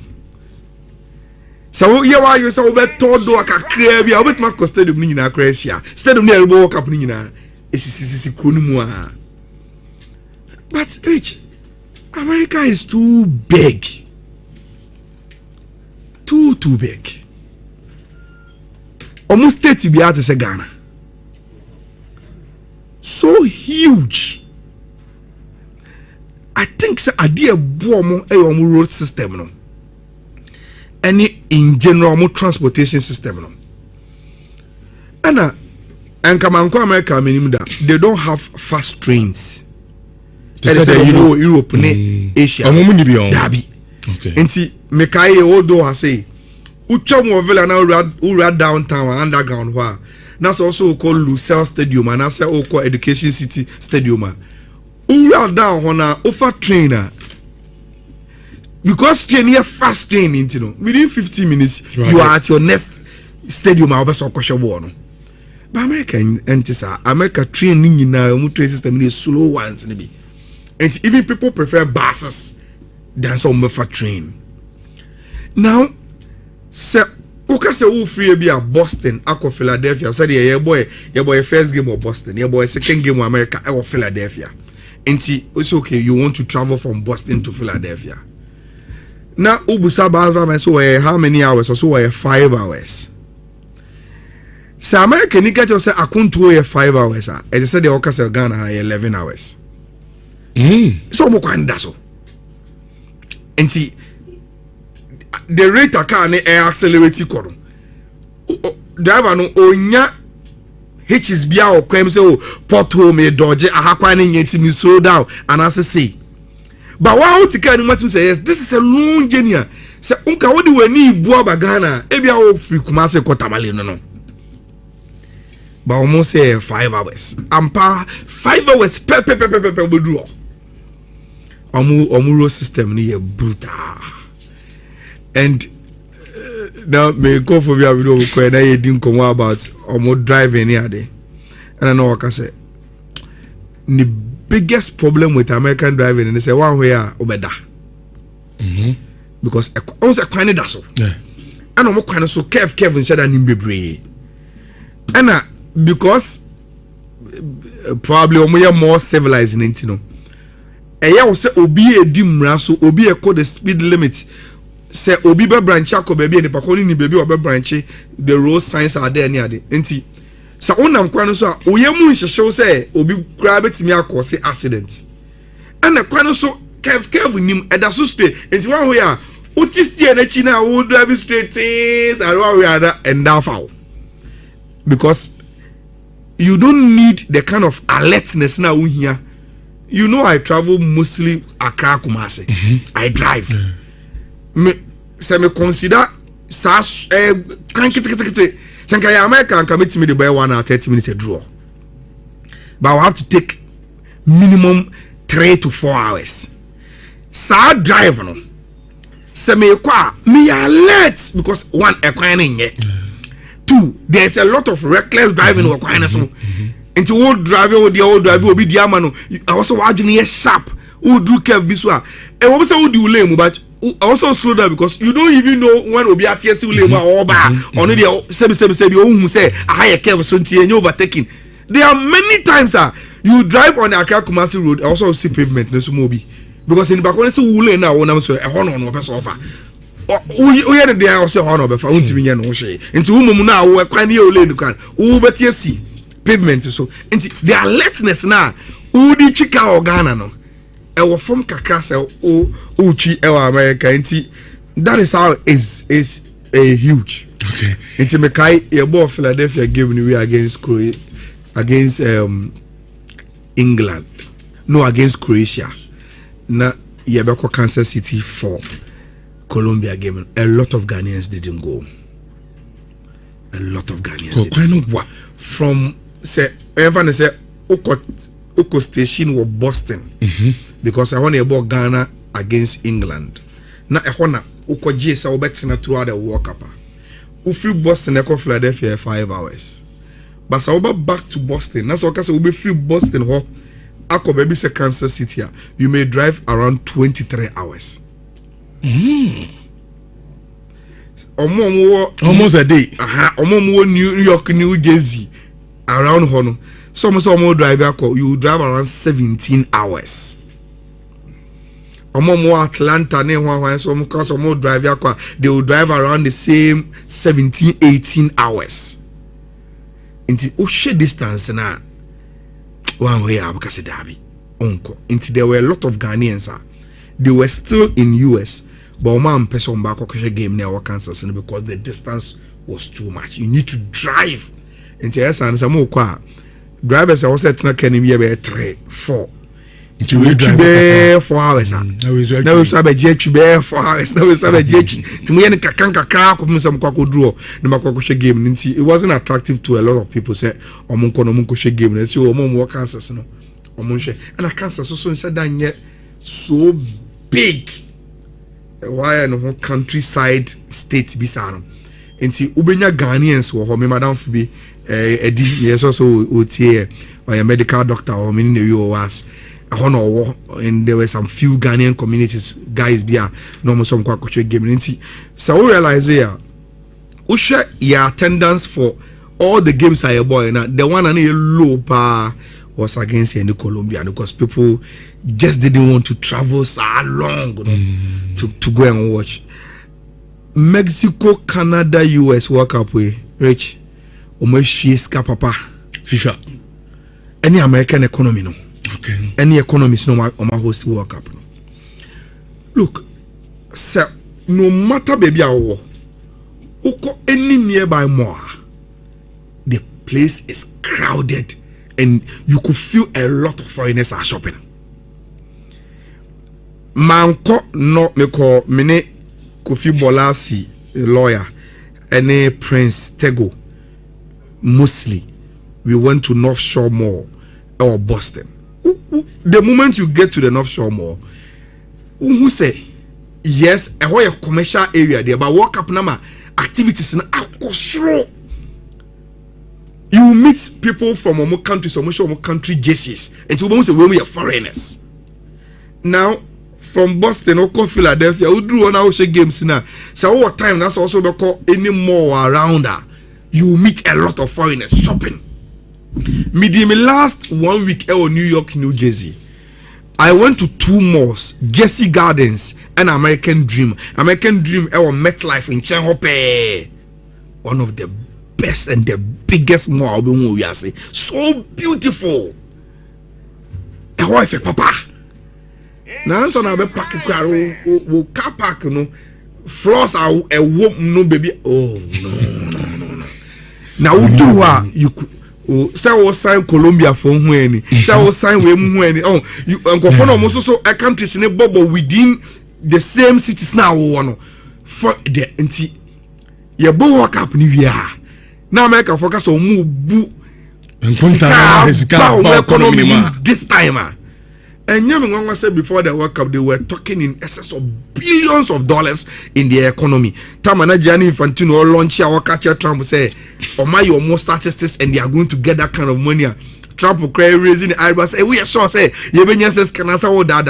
Look, Oman they are going to get more than that. So we the activity say Rich. Only say America naturally.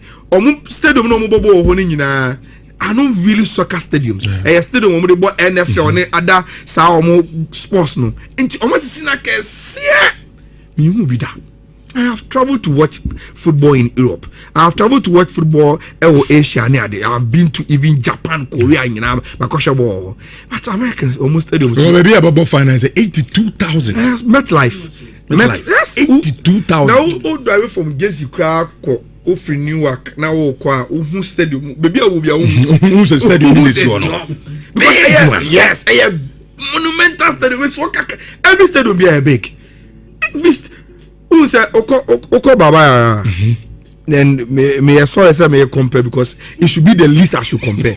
So oko baba is supposed to now rev VIP one from VIP low and up at the pay me wa but Marco stadium the floors are like 5 and what's your pem na washa ball and anybody ho ma o and apart from a JD na nkofo dino even in terms of stadium attendance and the way I take it no born city no sika FIFA be show World Cup we no enyem nwanwa they were saying say ombe so dey ade ne kwa America no matter what people will say about international diplomacy international politics. On say omuko after birth group stages na and buy from CNN say America say almost say bid for I think 38 World Cup no because they saw they were making a lot of money from the World Cup. Now who this no money na so to nchen look the TV experience you get from Fox top notch. So TV or Ghana, the interface is the same. On scoreboard, no, the home design and the BBI is the same. The only difference you see on the TV and say on the right hand side of my TV, no, on Fox they write the City na elbow game no. That is me buy and I'm share media. Who said that is the difference on the screen, keke. But Rich, when it comes to the pre-game, halftime, hydration break, post-match analysis, you know, what's Thierry Henry in his Zlatan Ibrahimovic and Donovan and they claim them simo de ma omomosha de no Fox, you know. Okay, the feeling you get and say ubonse omuno mo host World Cup number. That is the best way I can say it. They are owning the World Cup. Say yenim say a US yempe football bebre, but a World Cup ye wo si we krum wan nkwade ye yama na ye fe and say America focus say be ya de ama na ye ofa. You could just imagine now on US match days, Rich, you want to watch Fox. Unim say sometimes, you know, sir, they friend her outdoor, no? Fox for almost all the US games from here and outdoor. Now outdoor, no, they do it in a way say on. Meaning say especially allocated to them on Kwandia. Even at the stadium, baby a media center no one. Omundiano is located. I don't know how they built it. It is within the supporters. Okay. And there are some games because almost studio no, they've taken it outdoor our farm park no. And everyone say ye usual game no, you see their commentators almost summarizers no more analysis no in the stadium. But right after the game, call commercial break by you see them set up in the farm park now. Supporters new the way they are covering the World Cup.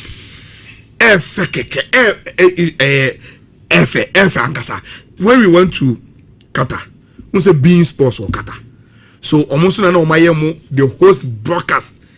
I saw Wenger name as Owen Moon astute football personalities as no do more analysis, you know. But they were more of the studio type, you know. It was nice, giant screen, almost screen and nobody analysis or Qatar academy who be that. So war screen, nobody touch screen, you know. Qatar the has been the best I've seen with being sports. But America for the, you know, have a flavor of the country, need supporters, you know, and it's some background really did just unique, and you love to be there to watch. You love to be there, and they seem to take care of their own. Make I one day be or just na and hey, Rich ubia phone. Yes, some noise be a that until sound notification or phone so that and to be fun a weather alert. Say in the next bare 5-10 minutes, there's a storm will be a airbound city hall. To be alert in our phone so. You get the weather alert say. So one different sound. Yes, and I was already. We am grab so also far phone now had the crow. And no share no much. I think I'm buy a call. Okay. It was on the phones but me buy the free me notification come the trail. No more catch so storm biba. Reach any 5 minutes. And so be from maybe a air bono. Baby kwa na want just the street across a duabika bubo bikaso. Until I was asking omo eti US and say say na they because so yes. Na se storm ni ba say na se ujiri say baby a wono unye saver within the 5 minutes offer police for CIA say oh baby a wono ujiri say unye saver. They have a place they can come and take you a year. I say warehouse and there's an air conditioner on tea. So baby I want own Philly saver. They can pick you from wherever you are and take you to that place. And Sami will be nipa be 2000 almost so much more na mashahwa ntiafa sanka and ka baby say water park but ya shield ubetimi akwa say as a shelter. Now condition bobo until everybody can go there. I say no one act no the mako gum. Since ojiri say afi the storm now but from there so afi obi abetimi akonifia na ye de mako and the biana omomo aboche ni kache I saw co experience. You see no craning say the difference between Abuche and Ghana they pay a lot of taxes. Sene be ya this can be show mo ankasa. Inti ekuru mu efe. You're drilling nipa ho. The system is working. All of that is made possible because you pay a lot of taxes. That is the reason why the orientation of a crown and say Obia must work hard. Because so when you're Juma, then you can contribute to the tax. And see, we are creating opportunities for more. So Obia betimiaye nesone ne de ni na Juma. You must work. And once you work, out of your work, you better tax. You tax now. Rich, once you live in the country, you will see why you are paying tax. They would use it to take care of you among sampa. Me jitum dienti amitia tax when because almost about and we are Juma benya 5,000 4,000 now taxes are jimu be half ampa and tax jimu half. But the kind of standard of living now tax in the amount.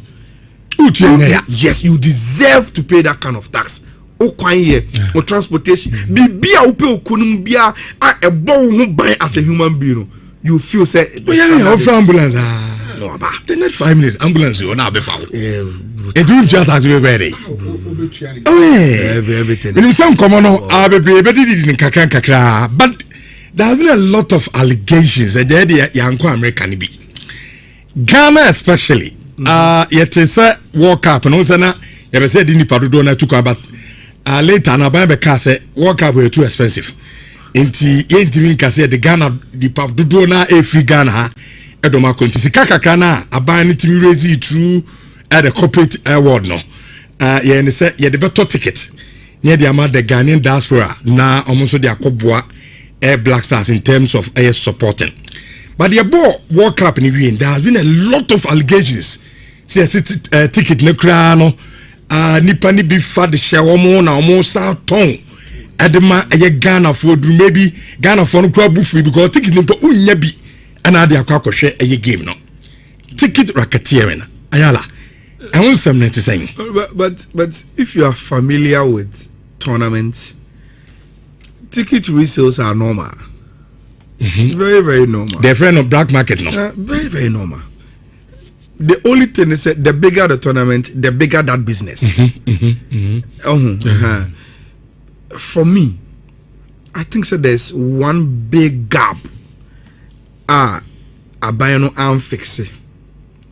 And Metiase because politics.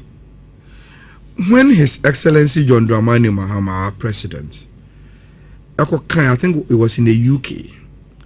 Then I can say Udo be to Koya, it will cost around 11,000. Tintin Fanny Pabe court into why instructor said, take its neighbor tunnel. Young from my diaspora for them. I think that communication was problematic. Simply because minim the kind of briefing and a president enya. But Rich, the Canada game na a boy against Panama no, was too early for the Ghanaian contingent and no move to Konyako US. But me catch you say, your boy a first game from Panama na team no back to US to play England and Croatia na the Ghanaian contingent draw.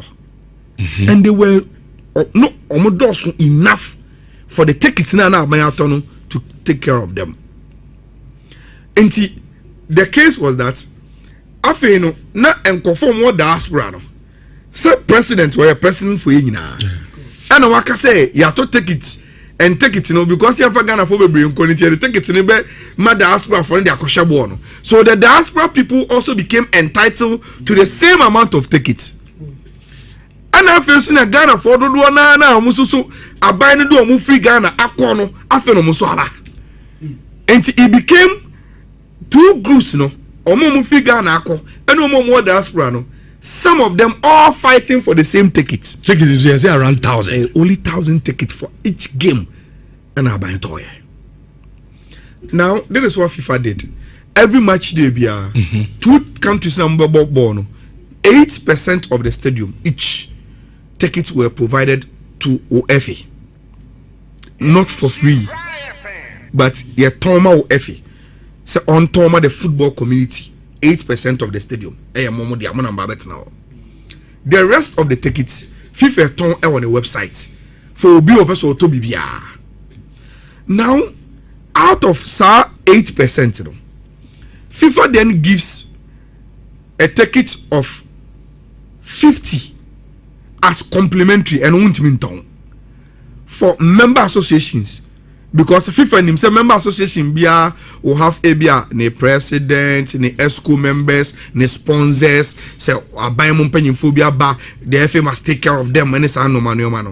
And see, only 50. We Japan, we US, we country behind 50 and I would be more complimentary there, their mama. Dear Canini na rich. These are tickets. FIFA the member association. You pay it upfront for it and you sell. Enti, so what is your tickets? Biwa chiwa. It is tickets the Ghana Football Association have bought from FIFA, which is the arrangement of the World Cup to sell.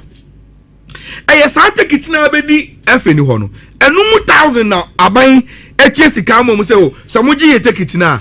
Namaton, Mato 1,000. Am I near so? Yet the Amayan call for a do maba.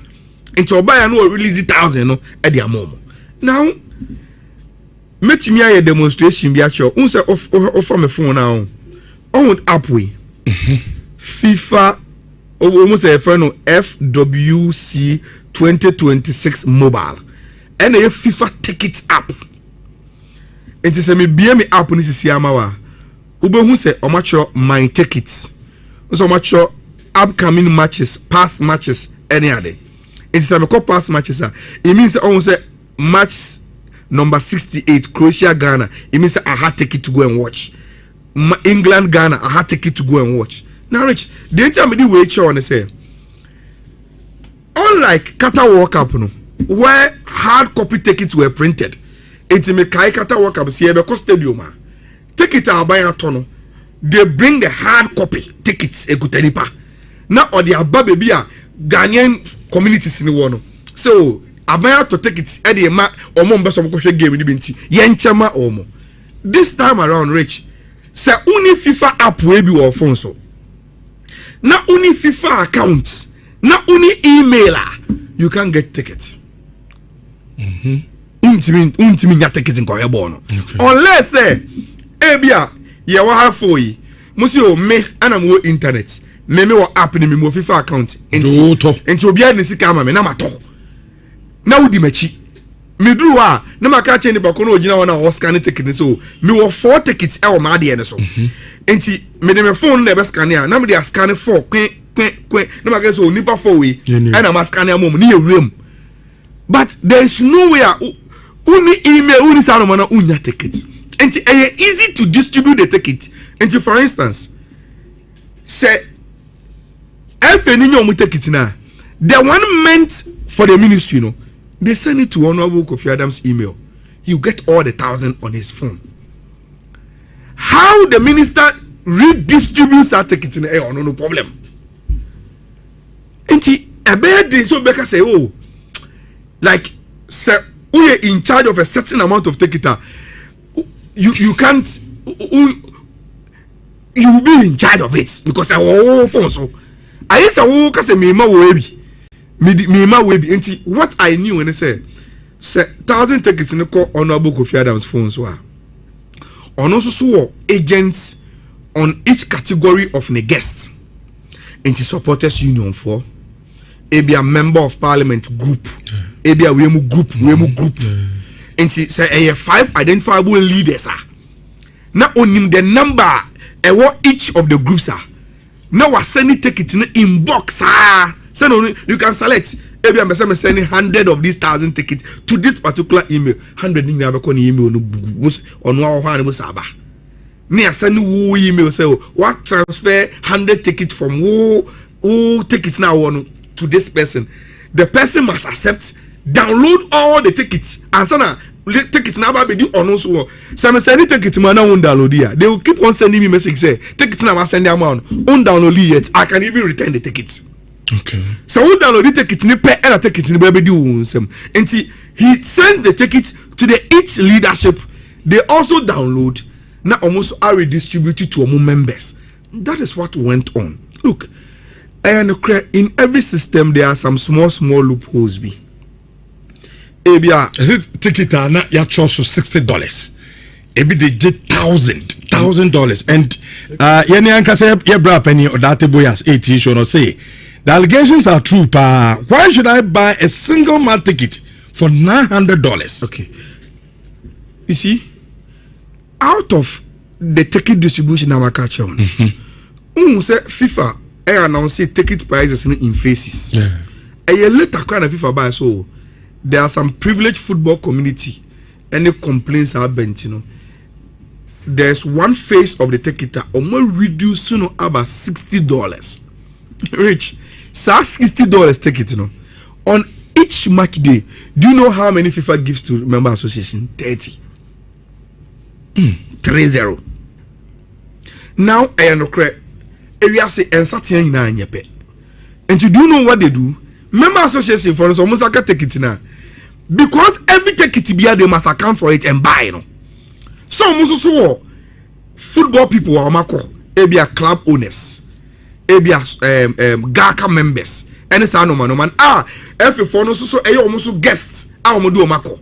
Apart from that, every footballer ebia akonya to bring 4 people as family and friends. Into ebia say Marvin Senaya, we must give you 4 tickets on any match day.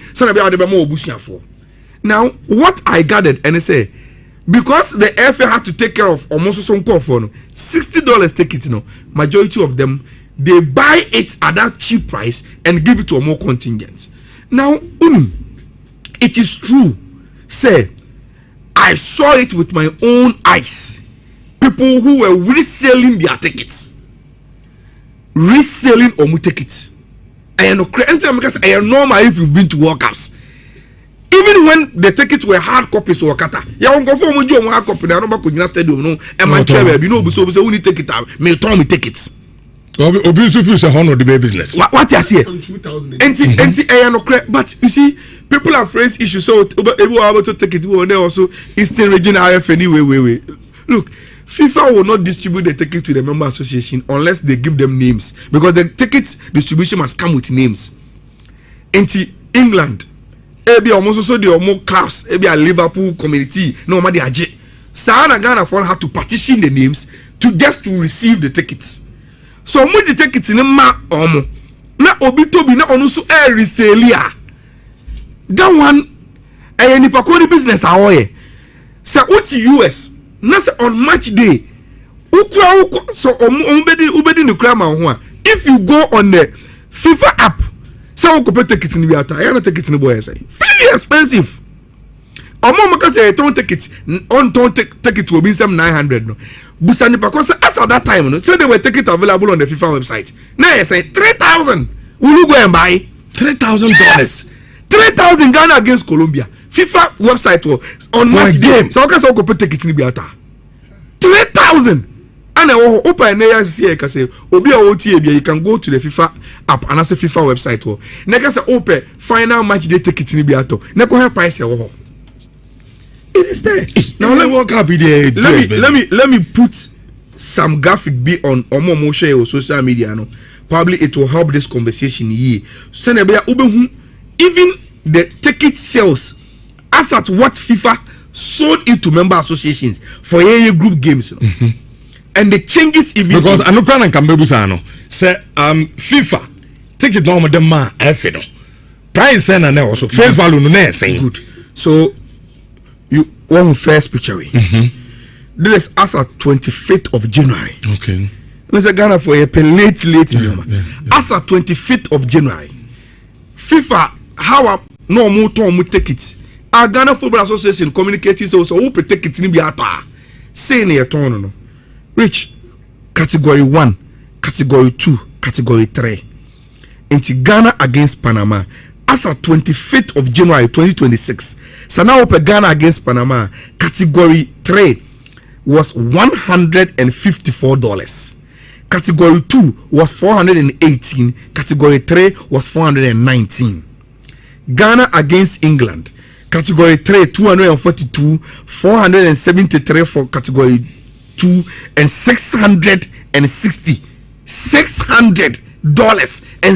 for category 1 Ghana against England. For Croatia, $198, $440, and $550 for category A. Now that is 25th of January. Rich.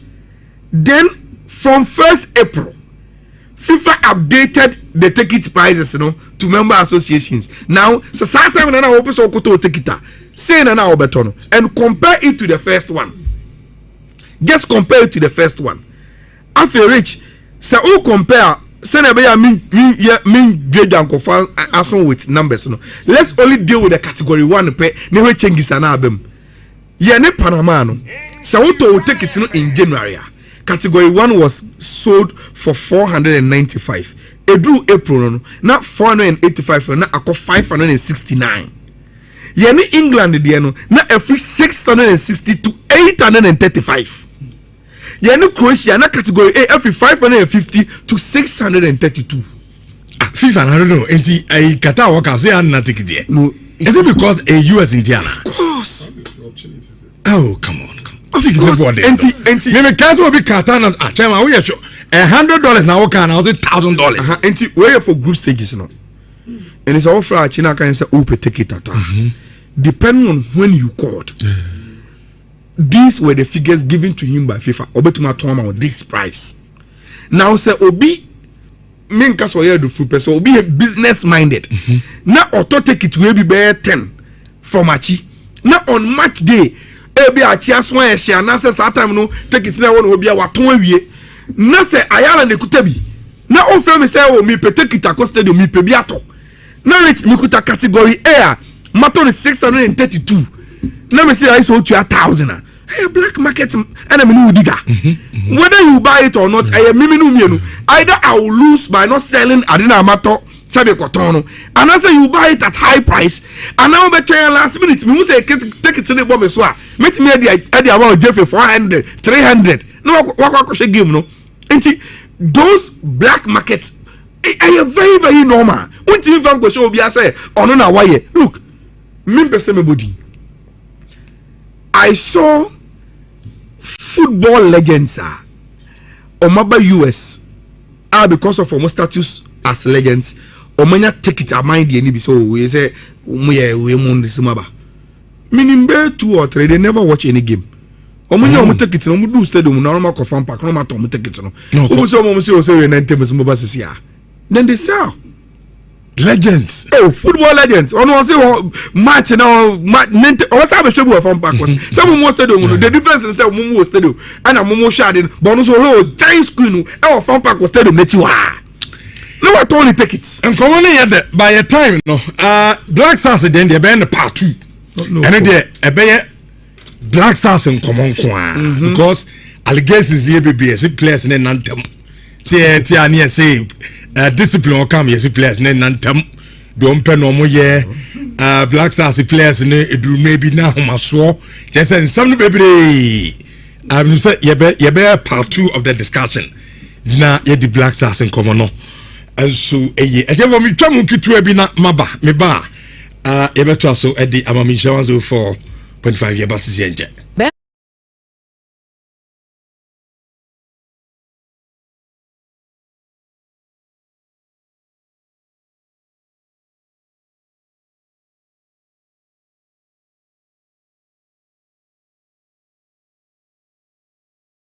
su Bempa Ayala. Good morning.